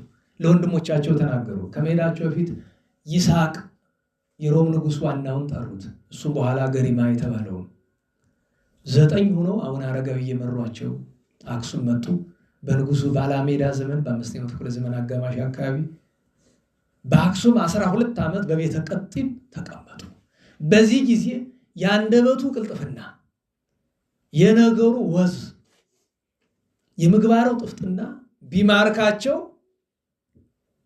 አኮ አንተ ዘሚካኤል አለ አረጋዊ፣ አንተንስ ዘሚካኤል አይደለም ማለት ያለብን አረጋዊ ነው መባል ያለብህ። እድሜያቸው ትንሽ፣ እድሜያቸው የልጅ ግብራቸው የሽማግሌ ስለሆነ አረጋዊ ማለት እንዘ ሕፃን ጥቢብ ወማእምር፣ ሕፃን ቢሆንም እንኳ ጥበበኛ፣ አስተዋይ፣ ጻድቅ፣ ትሩፍ ለማለት። ከ12 ዓመት በኋላ በአትን ላይ ተብለው ተለያዩ። ሁሉም 9 የተለያየ አቅጣጫ ሄዱ። 2 በቅርብ ቀሩ፣ አባ ሊቃኖስና አባ ጰንጠሌዎን። 7 ግን ተበተኑ። አቡነ ገሪማ መደራ ላይ ሲቀሩ እሳቸው አልፈው ወደዚያ ወደ አዲግራት መስመር ሄዱ።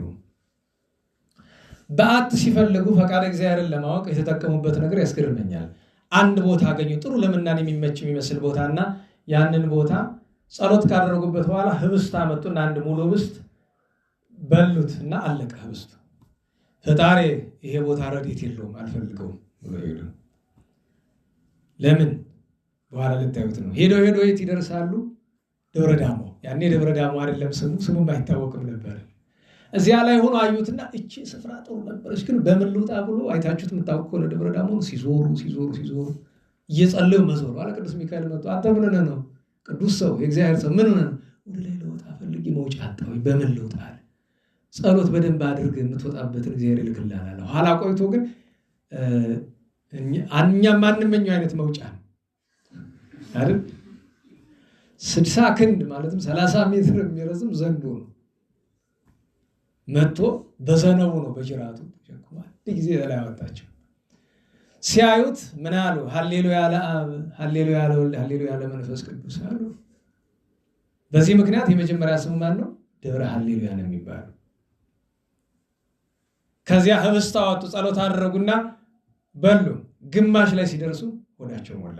ይሄ በረከት ቦታ ነው።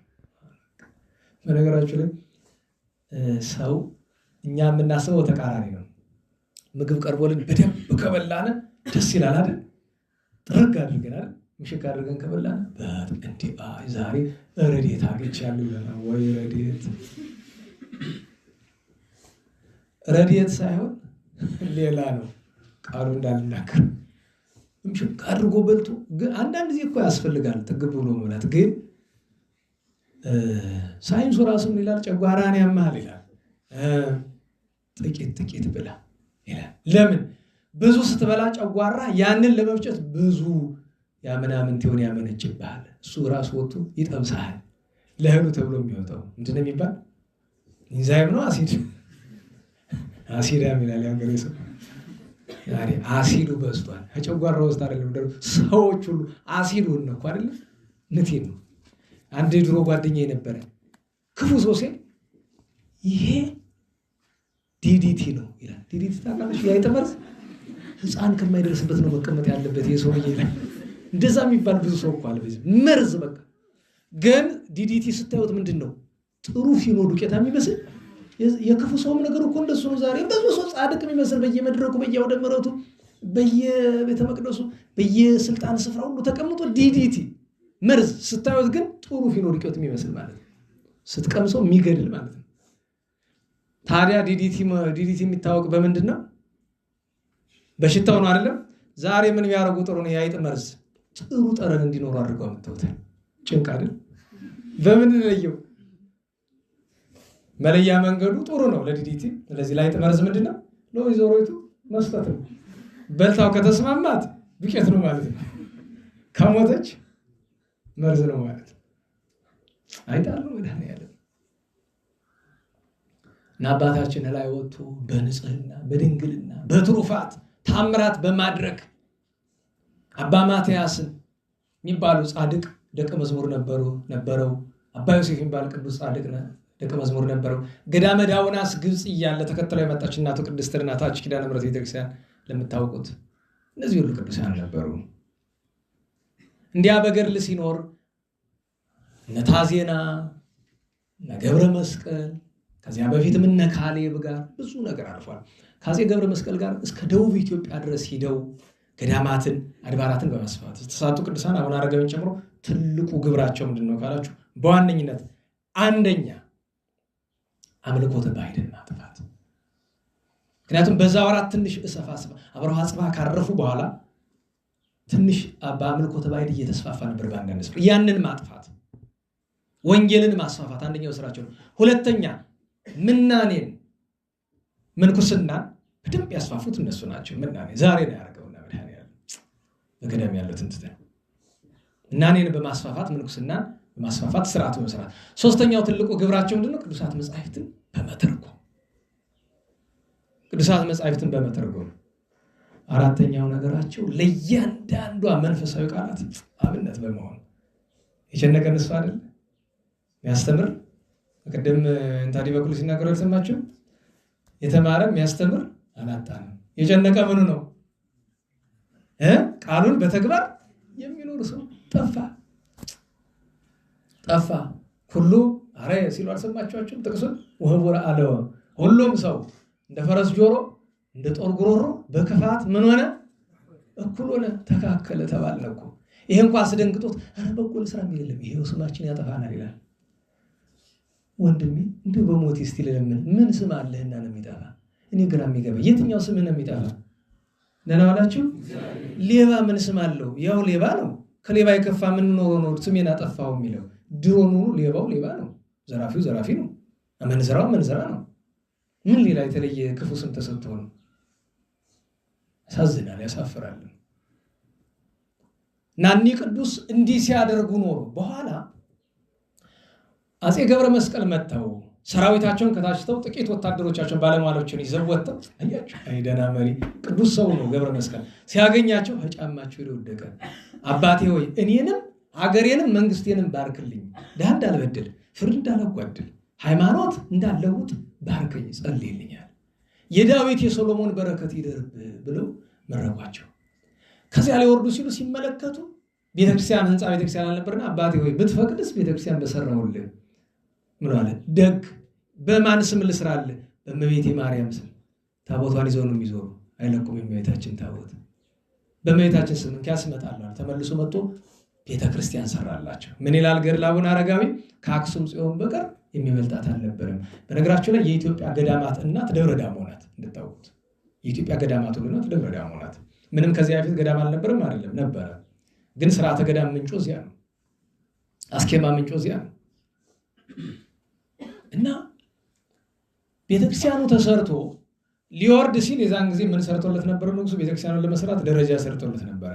ኋላ አባት ሆይ ይህንን ደረጃ ቤተክርስቲያን ለመስራት ነው የሰራሁት፣ አሁን ላፍርሰው ወይስ ይቆይ ብሎ ሲል አይ ተው፣ ለኋላ ዘመን ስለማይረባ ዳይመሞ ደርም ሰው ዳሞ የተባለ ዘ ምክንያት አለ ዳሞ እንጂ ደብረ ሃሌሉያ ነው። ደርምሰዋል፣ ተደረመሰ። ኋላ ዝናቸውን ሰምቶ ማን ይመጣል? ቅዱስ ያሬድ እና ተሰብስበው ልጆቻቸውን ያስተምሩ። ልጆች ኢትዮጵያን በማህሌት የሚያበራት የተባረከ ሰው ወደኛ እየመጣ ነው ሊጎበኝና ምስጋና ሊያሰማን ነው ይሏቸዋል። ኋላያን ሲሏቸው ቆይቶ ሁለቱ ደቀ መዛሙርት ከታች ይወርዳሉ፣ ውሃ ሊቀዱ ወደ ወንዝ ዳር ይወርዳሉ። ወንዙን አይታችሁት ይሆናል። እዛ ሲደርሱ ማን አሉ? አባ ማትያስና አባ ዮሴፍ አሉ። ሲያገኛቸው ሰላምታ ከሰጣቸው በኋላ ዛሬ በማህሌት የምናውቀው በጣም ግሩም የሆነ በብዙ አረጋውያን ቅዱሳን በዓላት የሚባለው ቅዱስ ያሬድ፣ ያኔ ቅዱስ ያሬድ ታውቃላችሁ፣ ሰላምታው ንግግሩ ሁሉ ዜማ ነበረው። ሰዎች ቅዱሳን ጋር ሲገናኝ የሚነጋገራቸው በጣም ዜማ ጭምር ነበረ እና ዳሃይንኑ ዝስኩ አረጋዊ ጻድቅ አቡክሙ፣ ይሄ ዛሬ በማህሌት የታወቀ ቀለም። ያ ጻድቅ ሽማግሌ አባታችሁ ደህና ነው ወይ? በነገራችሁ ላይ አነጋገሩ የማን ነው? ዮሴፍ ነው የተናገረው። ዮሴፍ አሁን ቅድም ያነበብነው አይደለም? ስለ አባቱ ያዕቆብ ነው የጠየቀው። እዚህ ደግሞ አመጡ ያንን ቃል እንደዛ አላቸው። ይዘውት ሄዱ። ከላይ ወጥቶ ተባረከ፣ እሱም በረከት ሰጠ። ቤተክርስቲያንን ያሳዩኝ አባታችን አላቸው። ቤተክርስቲያንን አያት። ወድክዋ የምትለው ዛሬ የምትታወቀው ማህሌት ቀለም ነው። ያን ጊዜ ነው በጣም ዜማ። አሁን አረጋዊ ደስ አላቸው፣ ዜማው ጣፈጣቸው። በአጭር ቅዱስ ያሬድ ተመልሶ ወደ አገልግሎቱ ሄደ። ጻድቁ እስከ 99 ዓመታቸው ድረስ ቆይቶ በደብረ ዳሞ በምስራቁ አቅጣጫ ጌታችን ቃል ኪዳን ሰጥቷቸው ትውልድ የሚያስምር ቃል ኪዳን ከሞት ተሰወሩ፣ ብሔረ ሕያዋን ገቡ። እግዚአብሔር በረከታቸውን ያሳድርብን። እንዴት ዋላችሁ? የእመቤታችን የጌታችን ስደት ከሮም ግብፅ፣ ከግብፅ ኢትዮጵያ ተሰደው ክብር አገኙ ለሃይማኖታቸው። ሁለተኛ ሰዓት አለን። መርዓዊ ገብረ ክርስቶስ፣ ሙሽራው ገብረ ክርስቶስ። አሁን ልብ በሉ። የዛሬ ማህሌት ላይ ሰምታችሁት ከሆነ ዚቁ ላይ እመቤታችንን ስደቷን ከቅዱሳን መከራ ጋር ያናጽረዋል። ምን ይላል? እስቲ አብረን እንበል። ትዕግስትኪ ፈድፈደ በሉ እስቲ። ትዕግስተ ኢዮብ ጻድቅ ወእማረቆስ ዘተወማቀ። የደከሙ ሄዱ። ተመልከቱ። ወገብረ ክርስቶስ መርዓዊ ተወካፌ ሕማም በጻይቅ። በአንዳንድ ቤት ደግሞ መጽቅ ይለዋል። መጽቅ ካለ አስጨናቂ ማለት ነው። በጻይቅ ካለ በፍላጎት ነው። አሁን የገብረ ክርስቶስን ስቃይ ተመልክታችሁ ከእመቤታችን ስቃይ አንጻር ሲናጸር እንዴት ነው? ገብረ ክርስቶስ ማለት ነው። ገብረ ክርስቶስ ማለት በ4ኛው ክፍለ ዘመን አጋማሽ ቴዎዶሲዮስ ገና ሳይነግስ፣ ቴዎዶሲዮስ ማለት የአቡነ ኪሮስ ትልቅ ወንድማቸው ነው፣ ጻድቅ ነው። እሱ ሳይነግስ ሚስቱ መርኬዛ ትባላለች። ተጋብተው ልጅ ያጣሉ። የንጉሥ ልጅ ነኝ ልዑል ነኝ ብሎ ከሌላ ሴት ልሄድ አላለም። ምን አለ? እመቤቴ ማርያም በአንቺ በስምሽ በኢየሩሳሌም ቅድስት ሀገር እማጸናለሁ፣ እባክሽ ልጅ ስጭኝ ብሎ አለ። ልጅ ሰጠችው። ማን አለው? አብድል መሲህ አይደል? በነገራችን ላይ ስንክሳር ላይ መልክዓ ቅዱስ ዳዊትን ስትመለከቱት ዳዊት ክቡር ወበአረቢ ዳውድ ይላል። መልኩ ላይ እኮ እንደዚህ የሚል በአረብኛ ዳውድ ይለዋል ይለው እኮ መልኩ አይደል? እዚህ ደግሞ ምን አለ? ምን አለው? ስንክሳር ላይ አይታችሁ ምን ይላል? አብድል መሲህ ትርጓሜው ገብረ ክርስቶስ። አብድል ማለት አገልጋይ ማለት ነው አይደል? መሲህ ክርስቶስ ነው። አብድል መሲህ ገብረ ክርስቶስ አሉት። ብሉይ ሐዲስ አስተምረው በስርዓት አሳድገው የት? ቁስጥንጥንያ ዛሬ ኢስታንቡል የምትባለው ካቴድራል ሲሰሩ ኦቶማን መጥቶ ሙልጭ አድርጎ ክርስቲያኖችን ያጠፋት ሀገር ማለት ናት። እግረ መንገዱን መልእክት ለመጣል ነው። ጎዳናችን ወደዚያ ስለሆነ አልነገርኳችሁም? ከዚህ በፊት ሰርግ ቤት ላይ አንዲት እስክስታ ወራጅ በእናንተ አማርኛ ታስለቀዋለች። እስክስታውን ዋንጫ ትለቀልቃለች፣ ትከሻዋ ትለቀልቃለች። ምንም አትለቀልቀው ነገር አባቡል ስታወርደው ሀዚያ ሰርግ ተጠርታ ሳይሆን ርዋት የመጣች አንዲት እብድ አለች። እብድን ማን ይጠራዋል? እንኳን እብድኛንስ ማን ይጠራናል? ነገሩ ግማሽ እብድ ነው የሚለን መሰል አንዳንድ ሰው ልንሆንም እንችላለን። ችግር የለም። ያቺ እብድ እብድ ይገርመዋል። አልፎ አልፎ ነው በጣም ገርማት ብላ ታያታለች። አዘፋፈኗንና ዘፍና ጨርሳ እረፍት ልታደርግ ወደ ዳር ስትመጣ በአጋጣሚ እብዲት ወዳለችበት አቅጣጫ መጣች። አጥብቀሽ ያዥው። እኔንም እንደሱ አድርጎ ነው የጀመረኝ ይባላል። ዛሬ አውሮፓውያን ወደ ጠፉበት ምስራቁ ዓለም ክርስትና ወደ ተዳከመበት ጎዳና ነው እየሄድን ያለ ነው። የሚሰማ የለም። ቅድም ነግሬያቸው ታዲያ ለምን የምትናገር? ውርድ ከራሴ ዕዳዬን አቀላለሁ፣ ቢያንስ በገዛ ኃጢአቴ ብቻ እጠየቃለሁ። አዎ እንዴት ይሆናል? እና ገብረ ክርስቶስ አደገ በስርዓት። ወላጆቹ አካለ መጠን አድርሰሃል ልናጋባህ ነው አሉት። መቼስ ቀድሞ ዘመን እንደ ዛሬ አይደለም። ወላጅ ምንም ቢያዝ እሺ ነው እሺ ያለ። ከቤተ መንግስቱ ግን ከልዑላኑ የተወለደች በዘመኑ በመልክ አንደኛ የነበረች ሴት መርጠው አመጡለት። ተክሊል አደረሱለት፣ አጋቡት። ጫጉላ ደረሰ። ጭንቅ ነው። ንጽህና ለሚወድ ሰው ጫጉላ ጭንቅ ነው።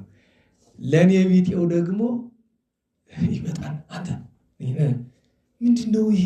ከተጋባችሁ በኋላ 40 ቀን ቆዩ የሚል እንዴት ብዬ ነው 40 ቀን? ብዙ ሰው እኮ ነው። እንዲሁም አንዱ ቄስ ነው። የሚገርማችሁ ነገር እኔ በእውነት አግብቶ አሳልፎታል። ለምን ብሎ ነው እንዲህ የሚል ሕግ የተጻፈ ፍትሐ ነገሥት የለም። ኧረ በሞት ያላውቅም ነው የሚባል። ኧረ አለ መጽሐፍ ላይ ፍትሐ ነገሥት ላይ አለ ጥቅሱ። እኔ የሚገርመኝ ነገር የዚህ ዘመን ሰው ይላል በሞት ምን አንቀሸቀሸ? እንዲሁ እንኳን 40 ቀን ቆይተህ የለ እና እስካሁን ድረስ ተደብቀ ሌላ ነገር ስታደርግ ቆይተህ እንዴት ነው 30 ዓመት የቻልከው እንዴት ለ40 ቀን የቸገረ 7 ዓመት የታወረ ነገ ይበራልሃል ቢባል እንዴት ብሎ ነግቷል ይባላል። መቸኮል ጥሩ አይደለም ለሁሉም ነገር። እሱ ግን ደስ አላለም። ጫጉላ ግባ አሉት። ጫጉላ ገባ እና ያ ሁሉ ጌጽ ለብሷልና ቀረብ ብሎ አያት። በጣም ታምራለች። አኮሙ ዝንቱ ሁሉ ኃላፊው። አይ መልካም ክርስቲያን ይሄ ሁሉ ያልፋል። ትናንት ቆንጆ የነበረች ዛሬ ምን አላት? ምንም። በነገራችሁ ላይ እድሜ ብቻ አይደለም የሚያጠፋ። አንዲትን ሴት ቆንጆ የምትባለው ደጋግመህ ስታያት እኮ ምን እያለብህ ነው የሚል እየወረደ እኮ ነው የሚል። ወርዶ እኮ አይደለም መልኳ። በቃ ሰው ልጅ እንደዛ ነው። ማረም ሲበዛ ይገለማል። አይ በይ አንቺ እኔ ታቤት እኔ ልሄድ ነኝ። ወዴት ነው የምትሄድ? ፈጣሪ የክርስቶስን ልከተለው ነኝ። እኔን ለማን ትተወኛለህ? ለጌታችን እተውሻለሁ፣ ለክርስቶስ ለመድኃኔዓለም እተውሻለሁ። ቃል ግቢልኝ አላት። ምንድነው ቃል መገባለህ? እኔ እስከምጠፋ ድረስ እንዳትናገሪ፣ ድምፅ እንዳታሰሚ አላት። ቃል ገባችለት። ስታለቅስ አደረች። ወጣ። ሌላ ልብስ ለብሶ የያዘውን ልብስ ለነዳያን አካፈለ። ተጉዞ የት ይደርሳል? ወደ ምዕራብ አቅጣጫ ሄዶ አርማንያ ደረሰ። አርማንያ ደርሶ የእመቤታችን ቤተክርስቲያን አገኘ። እመቤቴ እዚህ ነው የምኖረው። ወገቡን ታጠቀ። መጽሐፍ ወይኩን ቅንዑተ ኀቆይክሙ እንዳለው ስራ መስራት የሚሰራስ ወገቡን መታጠቃል። ወገቡን ታጠቀ። ጾም ጸሎት ጀመረ። ውሎ ማታ ይቀምሳል። የመጀመሪያ ገድሉ ውሎ ማታ መቅመስ ነው። ቀጥሎ በ2 ቀን አንዴ፣ ቀጥሎ በ3 ቀን አንዴ። ኋላ ግን በዕለተ ሰንበት ቁራሽ ዳቦ ብቻ ነበር የሚቀምስ። ታዲያ የሚገርመው ከሰኞ እስከ እሑድ ድረስ 2 ነው ስራው፣ ሌላ ስራ የለውም። አብዛኛውን ሰዓት ይጸልያል፣ በተረፉ ሰዓት ይለምናል። አስባችሁታል? በወቅቱ ዓለምን የምትገዛው የሮም ንጉሠ ነገሥት የታላቁ ቴዎዶሲዮስ ልጅ ነው። ስራው ምንድነው? ከጸሎት ትርፍ መለመን። እመቤታችን ልጇን ይዛ ተሰደደች፣ እሱም ተሰደደ። መከራ ወዳለበት ስፍራ ተሰደደ። ለምናለች። ለምኖ ቁራሽ ዳቦ ለዕለተ ሰንበት ከመግዛት በቀር የለመነውን በሙሉ ማታ ለነዳያን አካፍሏቸው ነው የሚገባ። የሚጸልይበት ምሰሶ ያለበት የነዳያን ማደሪያ አለ። የድሮዋ ዘመን ቤተክርስቲያን፣ ድሮ ቤተክርስቲያን ሲሰራ የአገልጋዮችና የነዳያን መኖሪያ ነበረ። ዛሬ ነዳያንን እዚህ አግብታችሁ ስለምትጋብዙ እንኳን ቅር የሚለው ብዙ አለ። ታውቃላችሁ፣ ቅር ይለዋል። ነዳያንን አበሉ ብሎ ሰው ቅር ይለዋል። ነዳያን ቤተቅጽረ ቤተክርስቲያን ውስጥ ስለገቡ ቅር ይለዋል። እንዲህ ያለው ሰው ምን ይባላል? ስጋ ለበስ ጋኔን ይባላል። ጸላኢ ነው ይሄ። ድሃ ሲበላ የሚከው እነዚህ እኮ ክርስቲያኖች ናቸው። እንዲህ ያለ ስራ በልተው ጠጥተው ቃል እግዚአብሔር ተምረው ለንስሐ እንዲበቁ ተደርጎ መሄዳቸው ይህን የሰራ ሰው መመስገን አይገባም። ግን ማመስገን ላመስጋኙ በተገባው ነበር። በዛ ላይ ከሚለምኑት ነዳያን እኮ ገብረ ክርስቶስ መራዊ እንዳለ ምን እናውቀው? አየህ፣ ዛሬ አልፎ ነው ከነዳያን መካከል ገብረ ክርስቶስ እንደነበር ያወቅን አይደለም። ያን የነበሩ ሰዎች ያውቃሉ? አላወቁም። የሚገርማችሁ በጎዳና አንድ ቀን ደነገጠ። ምን አይቶ? ከአባቱ ወታደሮች 2 ሰዎችን ያውቃቸዋል። ባለሟል ይሆኑ ማለት ነው። ምክንያቱም 500 ወታደሮችን ሰዷል፣ ሁለት እያደረገ። ልጄን የምታገኙት ለድሃ ምጽዋት እየሰጣችሁ ነው እግዚአብሔር እንዲረዳችሁ ብሏቸው ሲደርሱበት የተሸሸገ ወታደር ናቸውና ድንገት ቢገልጡት ዞር ብሎ ወደ እመቤታችን ስላለ ነው እመቤቴ ፈጣሪ እናት እባክሽ ለምንሻል የኢዮብን ቁስል በእኔ ላይ አድርጊ ብሎ ለመነ። በሙሉ አካሉ በቁስል ነደደ። ሊቀርቡት ተጠይፈው ድቃቂ ሳንቲም ወረወሩለት ሄዱ። ያን ተቀብሎ ሰጠ። እግዚአብሔር ላመሰከረ 15 ዓመት ያ ቁስል ሰውነቱን ከራሱ እስከ እግሩ ይበላዋል። ግን ቆሞ ይጸልያል፣ ይሰግዳል። በ15ኛ ዓመቱ እንደ ድሃ ተንቆ መኖሩ ስለ ፍቅሯ የተሰደደላት እመቤታችን አላስደሰታትም።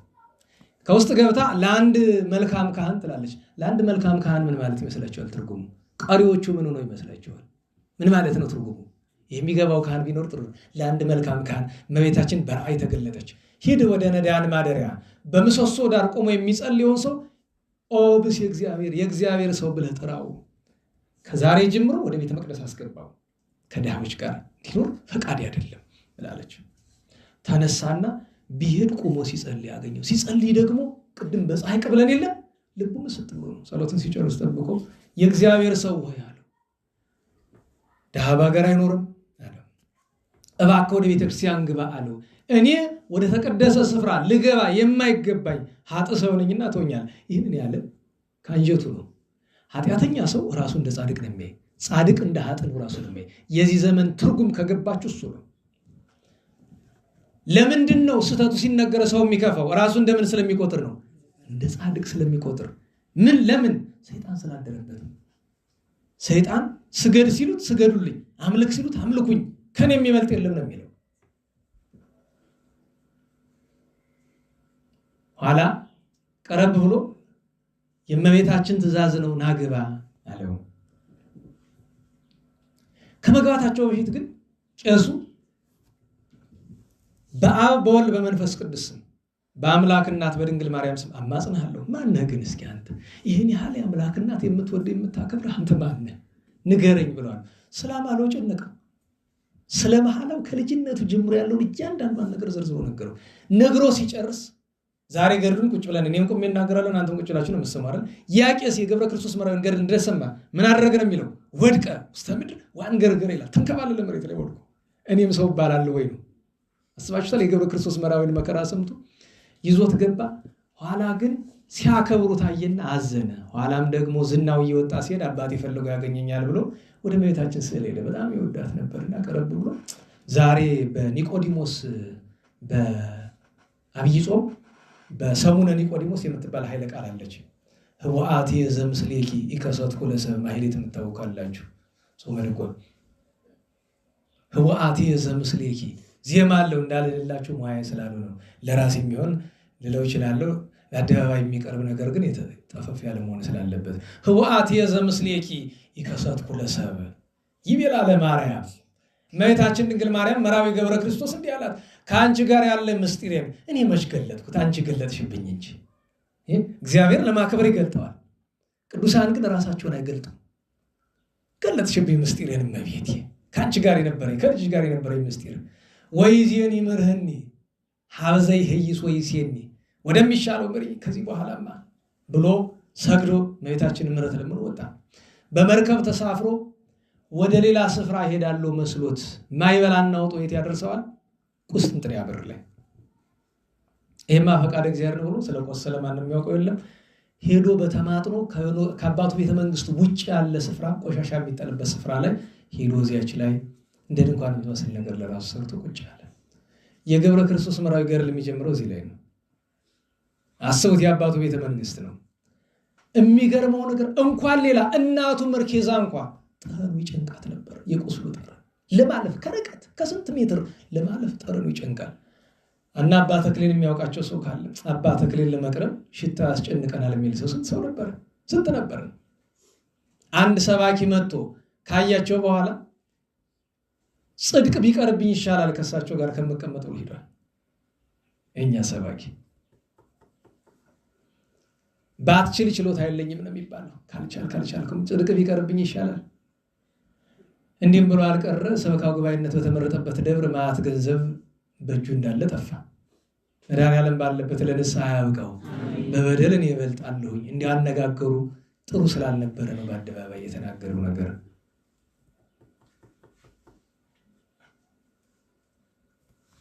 ያደረጉበትን አንዳንድ ነገሮች ለ15 ዓመት ካደረጉበት ነገሮች መካከል አንደኛ ሁልጊዜ ሲያገኙት ይተፉበት ነበር። ከዚህ ዓለም ከጥፊም ከዱላም ከሁሉ የሚከፋው ነገር የሰው ምራቅ ነው። ግን አስቡት፣ መድኃኔዓለም የዓለም ፈጣሪ እንዲህ ያለውንም መከራ ተቀብሏል። የረከሰ ምራቅን ተቀብሏል። ሁለተኛ አንዱም መጥቶ ሂድልን ከዚህ ለሚሉት አትሽተተን ሂድልን መሄድ አይፈልግም። እሱ በጥፊ ይመቱታል። ከዛ ቁስል ላይ አንድ ቀን መጥተው ጽሕሙን ነጫጭተውት ሄዱ።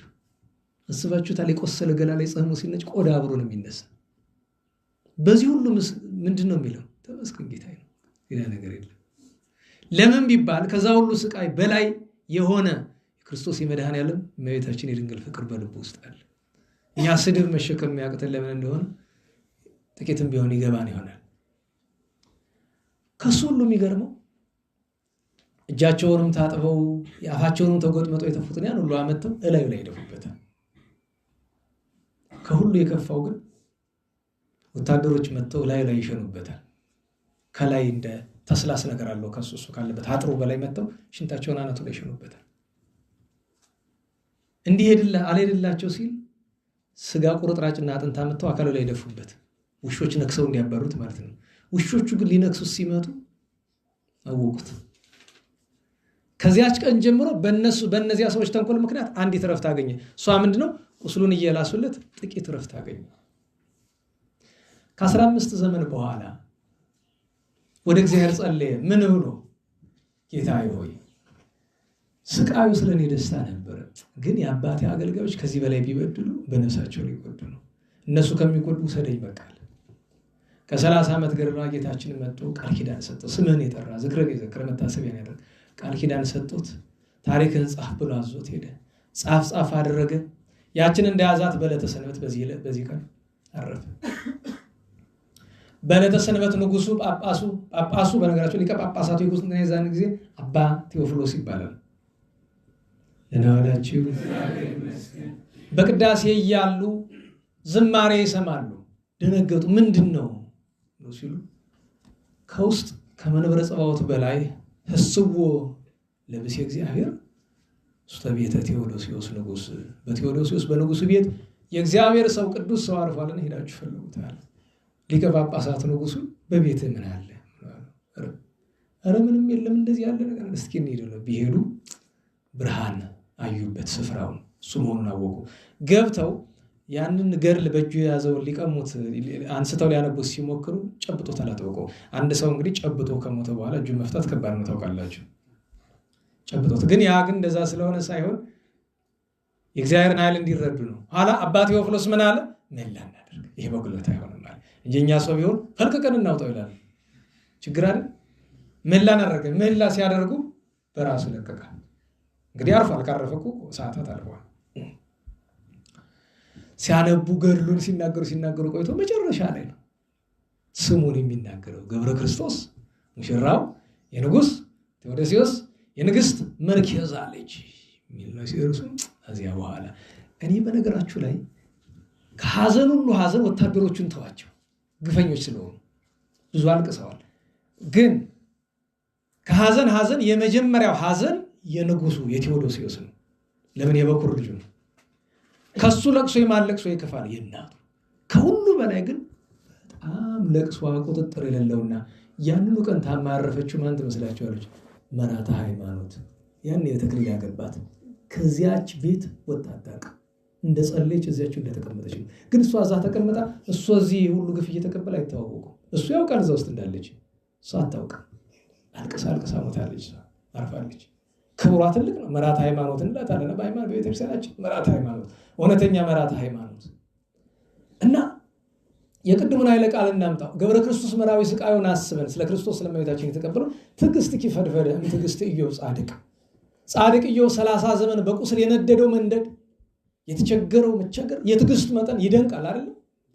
የእመቤታችን ትዕግስት ከኢዮብ ትዕግስት በለጣለ ደራሲ ወማርቆስ ዘትወርማቅ መንግስቱን መንኖ 60 ዘመን በበረሃ ወድቆ መከራ የተቀበለ ማርቆስ ንጉሠ ሮሜ ከሱም በለጠ። መጨረሻ ወገብረ ክርስቶስ መራዊ ተወካፊ ሕማም መጽይቅ የሚያስጨንቅ በፀሐይ ቃል ደስ እያለው መከራ ከሚቀበል ከገብረ ክርስቶስ ትዕግስት እመቤቴ ሆይ ያንቺ ትዕግስት በለጠ አለ። የመርዓዊን በረከት ያሳድርብን። የቅዱስ ሙሴ ብእሲ እግዚአብሔር ሮማዊን ታሪክ ብትመለከቱ ተመሳሳይ ነው። የአንዱ ታሪክ ወደ አንዱ ተገልጦ እንዳይመስላችሁ። መርዓዊ ገብረ ክርስቶስ ይህን ገድል ጀምረው ቀጥሎ ከጥቂት ዘመን በኋላ ማን ተከተለው? ሙሴ ሮማዊ ተከተለው። በመጨረሻ ይህን ገድል ማን ተጋደለው? ዮሐንስ ወንጌሉ ዘወርቅ። ሶስቱ ቅዱሳን ተመሳሳይ ገድል ነው ያላቸው። ዛሬ እንግዲህ የሙሴ መርዓዊ ታሪኩ ተመሳሳይ ነው፣ ስደቱም ተመሳሳይ ነው። እመቤታችን በጣም የሚወድ ነው። ሌላኛው ፊልጶስ ነው። በሀገረ አዛጦን በጋዛ በሰማሪያ ወንጌልን የሰበከ ኢትዮጵያውን ጃንደረባ ያጠመቀ ከ72 አርድእት የተቆጠረ ከ7ቱ ቅዱሳን ዲያቆናት በግብረ ሐዋርያት ምዕራፍ 6 ላይ የተጠቀሰ በግብረ ሐዋርያት 8 ላይ ባኮስ ጃንደረባውን ያጠመቀ ስሙ ገናና የሆነ የኢትዮጵያ እንደ ነፍስ አባታችን የምንቆጥረው ለእኛ ትልቁ ባለውለታ አንዱ እሱ ነው። ሐዋርያችን ነው። ከጋዛ አጥምቆ የላከው ቅዱስ ባኮስ ነው። ኢትዮጵያ ውስጥ መድኃኔ ዓለም ክርስቶስን የሰበከልን እሱ ነው። ይሄ ቅዱስ ሰው በሰማርያ ሲያጠምቅ ሲሞን መሰሪን መጀመሪያ አስተምሮ ያጠመቀው እሱ ነው። ይሄ ቅዱስ ሰው መከራ ተቀብሎ በሰማዕትነት አልፏል። የሚያስገርመው ነገር 4 ሴት ልጆች ነበሩት። ደህና ዋላችሁ። እግዚአብሔር ይመስገን። ስንት ሴቶች ልጆች ነበሩት? 4ቱም ደናግል ናቸው። ምን አላቸው? ሀብተ ትንቢት ተሰጥቷቸዋል። የሚያስገርመው ነገር ሀብተ ትንቢት እንዴት ነው ያገኙት ነው። ይሄ ታሪክ ብዙ ሲነገር አንሰማም። እነዚህ 4 ደናግል አንድ መደበኛ ስራ ነበራቸው። ምን ይመስላችኋል? መቼም በሃይማኖት ጉዳይ ገምቶ አይባልም እንጂ ገምቶ ላችሁ ነበረ። ታሪክና ሃይማኖት ገምቶ አይባልም። ትልቁ ስራቸው ሀብተ ትንቢት ያሰጣቸው ምንድነው ታውቃላችሁ? እመቤታችን ያገለግሏት ከነበሩ ደናግል እነዚህ 4 ናቸው ያሉበት። እመቤታችን በጣም አገልግለው ከሀብተ ትንቢት ደርሰዋል ይባላል። ትንቢት ይናገሩ ነበር። የሚደረገውን ነገር በሙሉ ተናግረዋል። ሴቶችን በመስበክ ትንቢት በመናገር በጣም አገልግለዋል። እና እግዚአብሔር ክብሩን በረከቱን ያሳድርብን። ዛሬ ሊተረቁ የሚገባቸው በዓላት መካከል አንደኛው ጣራ ገዳምን ታውቁል። በዚህ በአዲስ ዘመን ጣራ ገዳም 3 ጊዜ ነው የተመሰረተ። መጀመሪያ ላይ ጥንት ተመስርቶ ጠፍቶ ነበረ። ኋላ አቡነ ኤዎስጣቴዎስ መጥተው በዓት ሰርተውበት መስርተውታል። በመጨረሻ ግን ግራኝ አህመድ አጥፍቶት እንደገና የመሰረቱት ታላቁ ጻድቅ አቡነ ገላውዲዮስ የጣራ ገዳሙ ናቸው። ዲማ ጎጃም አካባቢ ተወልደው ስለ እመቤታችን ፍቅር ፈልሰው መጥተው የእመቤታችን ማረፊያ ሲፈልጉ ጣራ ገዳምን አገኙ። ሱባኤ ቢገቡ አዎ አርፋበት ነበረ የሚል ምልክት አገኙ። ከንጉሱ ከቅዱስ ገላውዲዮስ ዘንድ ሄደው ለገዳምነት አስፈቅደው ርስት ሲሰጣቸው ምን አሉ? አይ በዛብኝ፣ ቀንስልኝ፣ አያስፈልግም ብለው በመጠን ተቀብለው ዛሬ ጣራ ገዳም ተብሎ የሚታወቀውን ስፍራ ተቀብለው 24 ሰዓት የሚያገለግሏቸው ነብሮች ነበሯቸው። ዛሬም አሉ። በነገራችሁ ላይ እስከ ዓለም ዳግመኛ ክርስቶስ ከሚመጣ ነብር እዚያ ስፍራ አይጠፋም። እነዚያ ነብሮች ያገለግሏቸው። እንዲሁም ገላውዲዮስ ቅዱስ ገላውዲዮስ ሊጠይቃቸው ንጉሱ ሲመጣ አጉረመረሙ፣ ሊናከሱ ሲሉ ገሰጿቸው፣ ጸጥ አሉ። አቡነ ገላውዲዮስ ቆመው እያወሩ ከቅዱስ ገላውዲዮስ እናውላችሁ። ሁለቱም ገላውዲዮስ ነው እኮ አይደል? ንጉሱ ቅዱሱ ገላውዲዮስ፣ ጻድቁ ደግሞ እሳቸው እና እየተነጋገሩ ንጉሱ የሚሉትን አይሰማቸውም። ምክንያቱም ምን ይመስላችኋል? ፊታቸው እየተለዋወጠበት አንድ ጊዜ እንደ ፀሐይ ያበራሉ፣ እንደዚህ መልካቸው ሌላ ይሆንበታል። ብቃታቸውን በዚህ ተረድቷል። በዚህ ምክንያት በእጁ የነበረውን ነገር በሙሉ ሀብተ ንብረቱን ሰጥቷቸው ሄደ ይባላል። እኒህ ቅዱስ ሰው ከኢየሩሳሌም እና ከዋልድባ አፈር ጭነው አመጥተው ቦታውን አስባርከውታል። የቅዱሳን መናኸሪያ ነው። ስለ ድሮው እንኳን አቡነ ገላውዲዮስ እና አቡነ ገላውዲዮስ የነበሩበት ዘመን ቅርብ ጊዜ እንኳን አባ ኃይለማርያም ምን አይነት ሰዎች እንደነበሩ ብንነግራችሁ ትገረማላችሁ። አባ ኃይለማርያም ያረፉ አቡነ ኃይለማርያም አሁን ዛሬ 8 ዓመት ነው፣ በ2010 ነው ያረፉት። እሳቸው ምን አይነት ሰው እንደ ስንት ቅዱሳን ዛሬ ድረስ በዱር ጫካ አለው። ጣራ ገዳም አይታችሁታል? ጫካ አለው። አስተውላችሁት ከሆነ በጣም የብዙ ስውራን ስፍራ ነው። እግዚአብሔር የገዳሙንም የቅዱሱንም በረከት ያሳደረብን። ሌሎችም ቅዱሳን ነበሩ። የ7ቱን ቀን ቅዱሳን ስማቸውን እንጥራና እንጨርስ። ዛሬ ስንት ቀን ነው? 14 በ7 ነው ተገናኝተን የነበረ። በ8 አባ አጋቶን፣ ቅዱስ መጥራ፣ ቅዱስ ሶስና፣ ቅዱስ ፈላጋያ፣ ቅዱስ ባቆስ ሌሎችም ነበሩ። በ8 ትሑቱ አባት ቅዱስ አትናሴዎስ፣ ሰማዕቱ ቅዱስ እስጢፋኖስ ካለ፣ ቅዱስ ሊዋሪዎስ ሊቀ ጳጳሳት፣ ሐዋርያው ቅዱስ ቶማስ፣ አፄ ዳዊት የኢትዮጵያ ንጉሠ ነገሥት ሌሎችም ቅዱሳን ነበሩ። በ10 አባ እስድሮስ ታላቁ፣ አባታችን ቅዱስ ዮሐንስ ቀሲስ፣ ቅዱስ አውማኒዮስ፣ አባ ዮሐንስ ጻድቅ ገዳማዊ በሰሜኑ አካባቢ ሲጋደሉ የነበሩት የአቡነ ገብረ ናዝራዊ አባት የሸዋ ሰው ናቸው፣ ግን የተጋደሉ በዚህ አካባቢ ስለሆነ ነው። በ11 ሶስቱ ጲላጋያዎች በቀደም ተርኬላቸዋለሁ። ጲላጋያ ድንግል፣ ጲላጋያ ሰማዕትና ጲላጋያ ገዳማዊት። አባ ያዕቆብ ስለ ሃይማኖት ተሰዶ መከራ የተቀበለ አባት፣ እንደዚሁም ኢትዮጵያዊ ጻድቅ አቡነ ኤልያስ ነበሩ። በ12 ቅዱስ ዳዊት ዓመታዊ በዓሉ ነው። ዛሬ ተርካለሁ መስሎ ነበር፣ ያው የዛን ቀን ሲመቱ ለመተረክ ስላልተመቸ ማለት ነው። ሲመቱ ነው። እግዚአብሔር ከፈቀደ በ23 እንግዲህ ዝክረ ቅዱስ ዳዊት ላይ እንተርከው ይሆናል። ሲመቱ ነው። ሳሙኤል ነቢይ፣ ቅዱስ ሚካኤል፣ ቅዱስ ድሜጥሮስ ድንግል ሊቀ ጳጳሳት እና ወንጌላዊ ቅዱስ ማቴዎስ ዓመታዊ የዕረፍት በዓላቸው ነበር።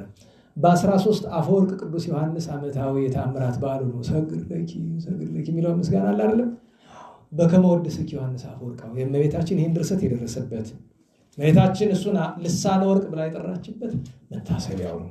ያን ቀን ደገኛ ቅዱስ አባት ዘካርያስ መንኖ ገብቶ ከገዳም ውጣልን አንተ መልከ መልካም ነህ፣ እንዴት እንዲህን ያህል ውበት ይዘህ ሲሉት ንጥሪያ ገዳም ይባላል። አጥቂት ናይትሬት የሚባል እንዴት የሚባል ኬሚካል ነው የሚባል እንደዛ ውሁድ ነገር ስላለ እዚያ ውስጥ ገብቶ ካዘቅት ውስጥ ቢወጣ አካሉ ግልጥጥ ብሎ ቆሰለ። አላውቁታል። ሲኖር አንድ ቀን ማለየው አሁን ቅድም ተሰማቸውን የጠራቸው አባ ኤስድሮስ አወቁት። ብፁዕ አንተ ነው ክቡር አሉት። መነኮሳት ጻድቃን ተሰብስበው አሉ፣ ዘካርያስ አቤት፣ ቀድሞ እንደ ሰው መጣ፣ ዛሬስ የእግዚአብሔር መልአኩን መጣ አሉት። ይሄ ቅዱስ ሰው ታላቁ ቅዱስ መቃርስና ታላቁ አባ ሙሴ ጸሊም እንኳን ምክር ይጠይቁት ነበር። ሁለቱም ምን ብለውታል? እውነተኛ መነኩሴ እንድንሆን ምን እናድርግ? አስቡት። እነሱ ከማድረጋቸው እነሱ በላይ ነው፣ ግን ንጽህናው ቅድስናው ስለሚማርካቸው ኧረ ተው እባካችሁ አባቶች እኔን አትጠይቁኝ፣ እንዴት እኔ ከእናንተ በላይ ያውቃለሁ? መንፈስ ቅዱስ ከአንተ ጋር እንዳለ እያየን ነውና እባክህ ንገረን አሉት። እኔ ሌላ ምክር የለኝም አለና ቆቡን የመነኩስና ቆቡን አውልቆ ረግጦ በእግሩ ማለት ነው መልሶ ለበሰ። ምንድን ነው አሉት። ይሄን ቆብ ረግጦ ምን አለኝ? ምንም። እንደዚህ ካልሆነ አንድ ሰው መነኩሴ መሆን አይችልም። አያችሁ፣ ቆብ ዝም ብለህ ሩጠህ ቆብ አትጫን። ዛሬ ቤተክርስቲያናችንን እንደዚህ ሊደፏት የቀረቡ ቆቡን ሳይገባቸው እየደፉ ነው። ራሳቸው ላይ እየደፉ ሰው ሲደፉ ይውላሉ። ቤተክርስቲያን ሊደፉ ይሞክራሉ። አንድ ቀን አባ ሙሴ ጸሊም እዚህ ተነግራቸዋል። አባ ሙሴ ጸሊም ውሃ ሊቀዳ ሩቅ ወንዝ ይሄዳል። ባዶውን መጣ። ምን ነው አሉት። አይተውት ችግር በሁለተኛውን ቀን ቢሄድ የለም እና በኋላ ምንድነው ምክንያቱ ተብሎ ሲጠይቅ ሲሄድ ከውሃ መቅጃው ላይ አባ ዘካርያስ ውሃ ሊቀዳ ብሎ ውሃ ከመቅዳት በፊት መነኮሳት ለሁሉ ነገር ጸሎት አላቸው። ጸሎት ላድርስ ብሎ ዳዊት ይጀምራል። ሲጣፍጦ ሲጨምርበት ሲውል ሲያድር ለሱ እንኳን እንዴት ደቂቃ አትመስለው። አባ ሙሴ ጸልም ሲደርስ መንፈስ ቅዱስ በርግብ አምሳለ ራሱ ላይ ወርዶ እንደዚህ ሰርክቶ አካባቢው በብርሃን ተጠቅልቋል። አይ ይህንን ማቋረጥ በደል ነው። ውሃ ሳይቀር ለቀናት እንዲህ ያለ ቅዱስ ሰው የነበረ አባታችን ዘካርያስ ምን ይባላል? ትሩፈ ምግባር ትሩፍ ይባላል። ፍጹም ሰው እግዚአብሔር በረከቱን ያሳደረልን። ቅዱስ አብጥልማኮስ ቀሲስ ስም ነበረ። የዛሬውን ተነጋግረናል። ነገ 15 ነው። ቅዱስ ቢላሞን ሰማዕቱ፣ ሲላስ ሐዋርያው እና ምን አለ? የሐዋርያትም ዕረፍታቸው ነው አለ። አተረጓጎም ክፍተት ሲፈጠር እንደዛ ነው። ዕረፍታቸው ነው አይልም። ወተዝካሮሙ ነው ዕረፍቱ። ለላይኛው የተጠቀሰው ዕረፍት ነገ የሐዋርያት ዕረፍት ሳይሆን ዕጣ የተጣጣሉበት ለስብከተ ወንጌል የተሰማሩበት መታሰቢያ ነው። የደብረ ሊባኖሱ ታላቅ ቅዱስ የእመቤታችን ወዳጅ አባ ጴጥሮስ አቡነ ጴጥሮስ ዓመታዊ በዓላቸው ነው ነገ ዕረፍታቸው። በ16 ብዙ ቅዱሳን አሉ። ትልቁ በዓላችን ለኛ በጎንደር የተሰዉ 9999 ቅዱሳን ሰማዕታት አባታችን አምሃ ጊዮርጊስ፣ አባታችን አባ ጽጌ ድንግል እነዚሁም የጎንደር ሰማዕታት ናቸው። እነሱ እናከብራለን። አባ ያቃቱ፣ አባ ማርቆስ ገዳማዊ፣ አባ ጳውሊ፣ አባ አሮን። ከዚህ ሁሉ ጋር ደግሞ የአቡነ ሀብተ ማርያም ገድል የጻፉት ጻድቁ አቡነ ኢያሱ ዓመታዊ ዕረፍት በዓላቸው ነው። በ17 ቅዱስ እስጢፋኖስ ሊቀ ዲያቆናት ወቀዳሜ ሰማዕት ዓመታዊ ሲመቱ ነው። ቅዱስ እስጢፋኖስ ያን ቀን ቅዱስ ፊልያስ አለ ደገኛው ሰማዕት፣ ቅዱስ ዲዮስቆሮስ አለ፣ የደብረ ዳሞ ሰማዕታት አሉ፣ ሌሎችም ብዙ ቅዱሳን አሉ። የዚያን ቀን ቅድስት ሐና ነቢይትም አለች። በ18 ቅዱስ ቴዎፍሎስ አለ ሊቀ ጳጳሳቱ፣ ቅዱስ ሮማኖስ አለ። በ19 ጻድቃን ዘባረክንሃ ማህበረ ኖምና የሚባሉት ማለት ነው። ጻድቃን ዘመጠራ ወይም ጻድቃነ መጥራ የሚባሉት አሉ። አቡነ ሐራ ድንግል ዓመታዊ በዓላቸው ነው። ቅዱስ ይምርሃነ ክርስቶስ ዓመታዊ በዓሉ ነው። አቡነ ሰይፈ ሚካኤል ጻዳ አምባው ዓመታዊ በዓላቸው ነው። ገድላቸውን አሳትመናል ካላችሁ። ቅዱስ ዮሐንስ ዘጸይለም ዓመታዊ በዓሉ፣ ሌሎችም በዓላት አሉ። በ20 ቅዱስ ዮሐንስ ሐጺር ተወዳጁ አባት ነቢዩ ቅዱስ ኤልሳ፣ በ21 ከእመቤታችን ጋር ሐዋርያው ቅዱስ ማትያስ፣ ሐዋርያው ቅዱስ አልዓዛር፣ ጻድቁ አቡነ አስራት ወልድ ገድላቸውን ያሳትምላቸው፣ ጻድቁ አቡነ አላኒቆስ እሳቸውንም አሳትመናል እና የኢየሩሳሌሙ ቅዱስ አባ ዮሐንስ፣ እነዚህ ሁሉ ዓመታዊ በዓላቸው ነው። ዛሬ ሳምንት 21 አይደለም? የዚያ ሰው ይበለን መድኃኒዓለም። ታዲያ ወደ ግብፅ መውረድን አትፍራ ያለውን አጭር ልተረጉምላችሁ። አንድ ደህና ዋላችሁ። ስለ ሃይማኖት ስለ እውነት በጥሬው ስደትን አትፍራ፣ መከራን አትፍራ። በዚህ ዘመን አብዛኛው ሰው ለምሳሌ ሕግ ይጣሳል፣ ስርዓት ይጣሳል። ይናገራሉ፣ ሰው አይናገሩም። ሌላው ይናገራል፣ አይናገርም። ክፉ ደስ ይለዋል፣ ስራ ሲጣሳ አብዛኛው ክፉ ነው። ሰሞኑን እጽዋት ተቆረጠ አይደል? አብሮ ተባብሮ ቁረጥ እያለ አብሮ ያስቆርጣል አይደል? ቅዱሳን የሚያድሩበትን ዛፍ ማንም ባለጌ እየመጣ ይቆርጣል አይደል? ቤተክርስቲያን ይህችም ችግር ነው። ቀኑ ሲደርስ ግን ወዮልህ፣ ይሄን ለምታደርገው ሰው ወዮልህ። እኔ አይደለም ወዮልህ ምን ባለቤቱ ነው። እጽዋትን የሚቆርጥ ሁሉ መድኃኒዓለም በጊዜው ይቆርጠዋል። መራገም ከተገባኔ በእጽዋት ምክንያት እራገማለሁ። የቅዱሳንን ማደሪያ የሚቆርጠውን ሰው መራገም ይገባል። እውነቴን አንተራገምኩም። በርግጥ እኔ ባረግም ራሳቸው ይረግሙት ይለዛ ያሉት አይቀርለት። መጨረሻው አያምርም እኮ ሁሉን ነገር ለስጋዊ ለምድራዊ ነገር ሁሉን የለወጠ ሰው መጨረሻው አያምርም። ልብ በሉ። ለዚያ ነው ወደ ግብፅ መውረድን አትፍራ። ሐቅ ሲነገር መልካም ነገር ሲነገር ተከትሎትም ጊዜ ምን ይመጣል? ችግር ይመጣል። አትፍራ። ለምን? እኔ ካንተ ጋር ሆናለሁ አለ። ሐቅን ከያዝክ እግዚአብሔርን ከያዝክ ለምን ትፈራለህ? ወደ ግብፅ መውረድን አትፍራ፣ አትፍራ። እቺን መልእክት እንያዝባት ብዬ ወደ ግብፅ መውረድን አትፍራ። ጌታችን ለምን አሉ ቢሉ አባቶቻችን አንተ ብቻ ወርዳ አትቀርም እኔም በኋላ ወርዳለሁ ሲል ሆኖ ብለዋል። ሁለተኛ ነገር ደግሞ አብሬ እሆናለሁ ከዚያም ይዤ እወጣለሁ ብለዋልና እና ወደ ግብፅ መውረድን ሐቅን ተናግሮ የሚመጣውን ነገር መቀበል ለምን እንፈራለን? ለእግዚአብሔር እውነት ሲሆን ለሰው እኮ ይቆማል። እንዴት ለቤተክርስቲያን መቆም ያቅተናል? ዛሬ ቤተክርስቲያን ተበደለች ብሎ የሚናገር ስንት ሰው ታውቃላችሁ? አሉ የምትሏቸውን አሉ የምንላቸውን መምህራን በሙሉ ሰብስቧቸው እስኪ የቤተክርስቲያንን ግፏን መከራን ይናገራል። ለምን እንደሆነ ታውቃላችሁ? ወደ ግብፅ መውረድን ይፈራል። እኔ ደፋር ነኝ እያልኩ አይደለም። እኔስ መች ተናግሬ? እኔ እኮ አልተናገርኩም፣ መናገር አልጀመርኩም። እስካሁን ተነግሯል ብለህ ኧረ አታስታውሷትም ያችን ተረት? እናውቃለን ብንናገር እናልቃለን አለ ተረት አለ አይደለም? ኧረ በነገራችሁ ላይ እውነቱን እንነጋገር ተብሎ ይሄ እኮ ማለት የእውነቱ ገና መቅደሙ ነው። እስካሁን ድረስ እኔ ይሄ ሁሉ ሰው የተቀየመበት የተነጋገርነው ነገር ዋና እውነት ቢነገር እንኗኗራለን? አንኗኗርም። ሁሉ ነገር አደባባይ ቢወጣ አንኗኗርም። እና ስለዚህ ወገኖቼ ሆይ ዝም ብላችሁ እንደ ጅል እየሄዳችሁ ተጋጩ አይደለም። ደግሞ ምንድን ነው ነገር ግን በአስፈላጊው ጊዜና በአስፈላጊው ሰዓት በአስፈላጊው ሁኔታ ላይ ግን ወደ ግብፅ መውረድን አንፍራ። የእግዚአብሔርን እውነት ተናግረን እግዚአብሔር ወዳዘዘን፣ ምክንያቱም ወደ ግብፅ እንዲወርድ የታዘዘ ከእግዚአብሔር ነው። ጠሪው ዮሴፍ ቢሆንም ትእዛዙ ግን የእግዚአብሔር ነው። ወረድ ተብሏል። በቃ ወደ ግብፅ እያዘነ ከርስቱ ተነቅሎ ቢሆን ወርዷል።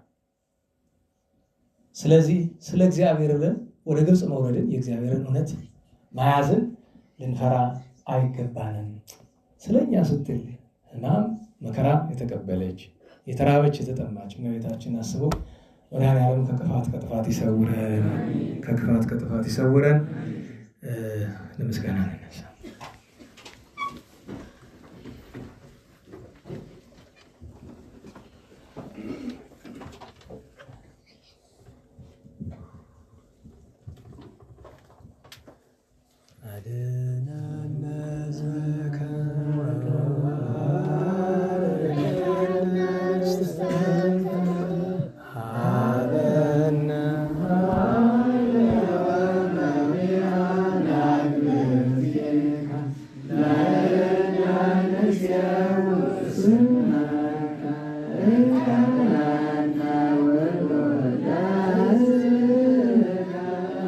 Why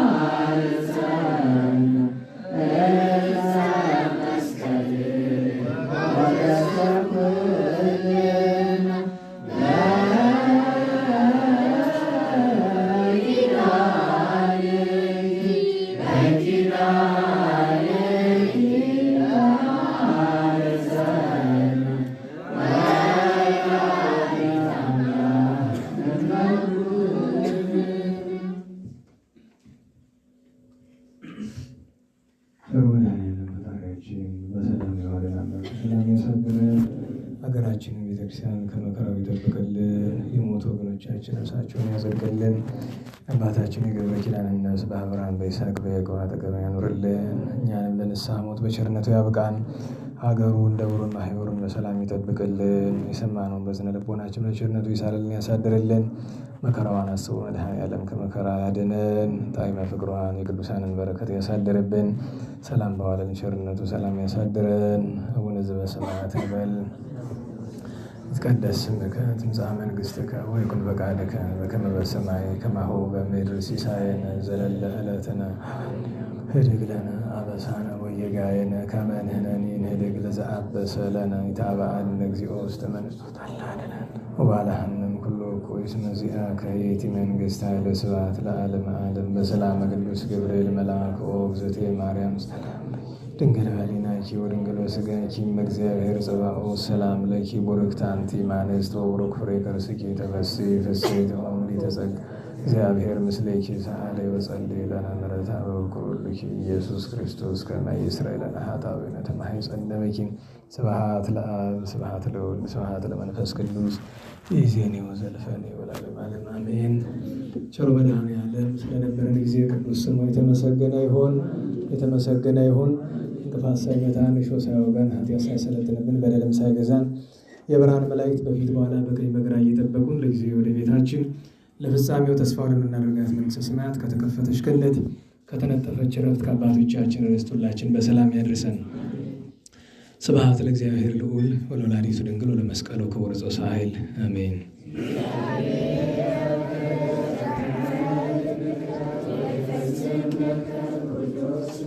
አሜን። ሰላም ያሳድረን።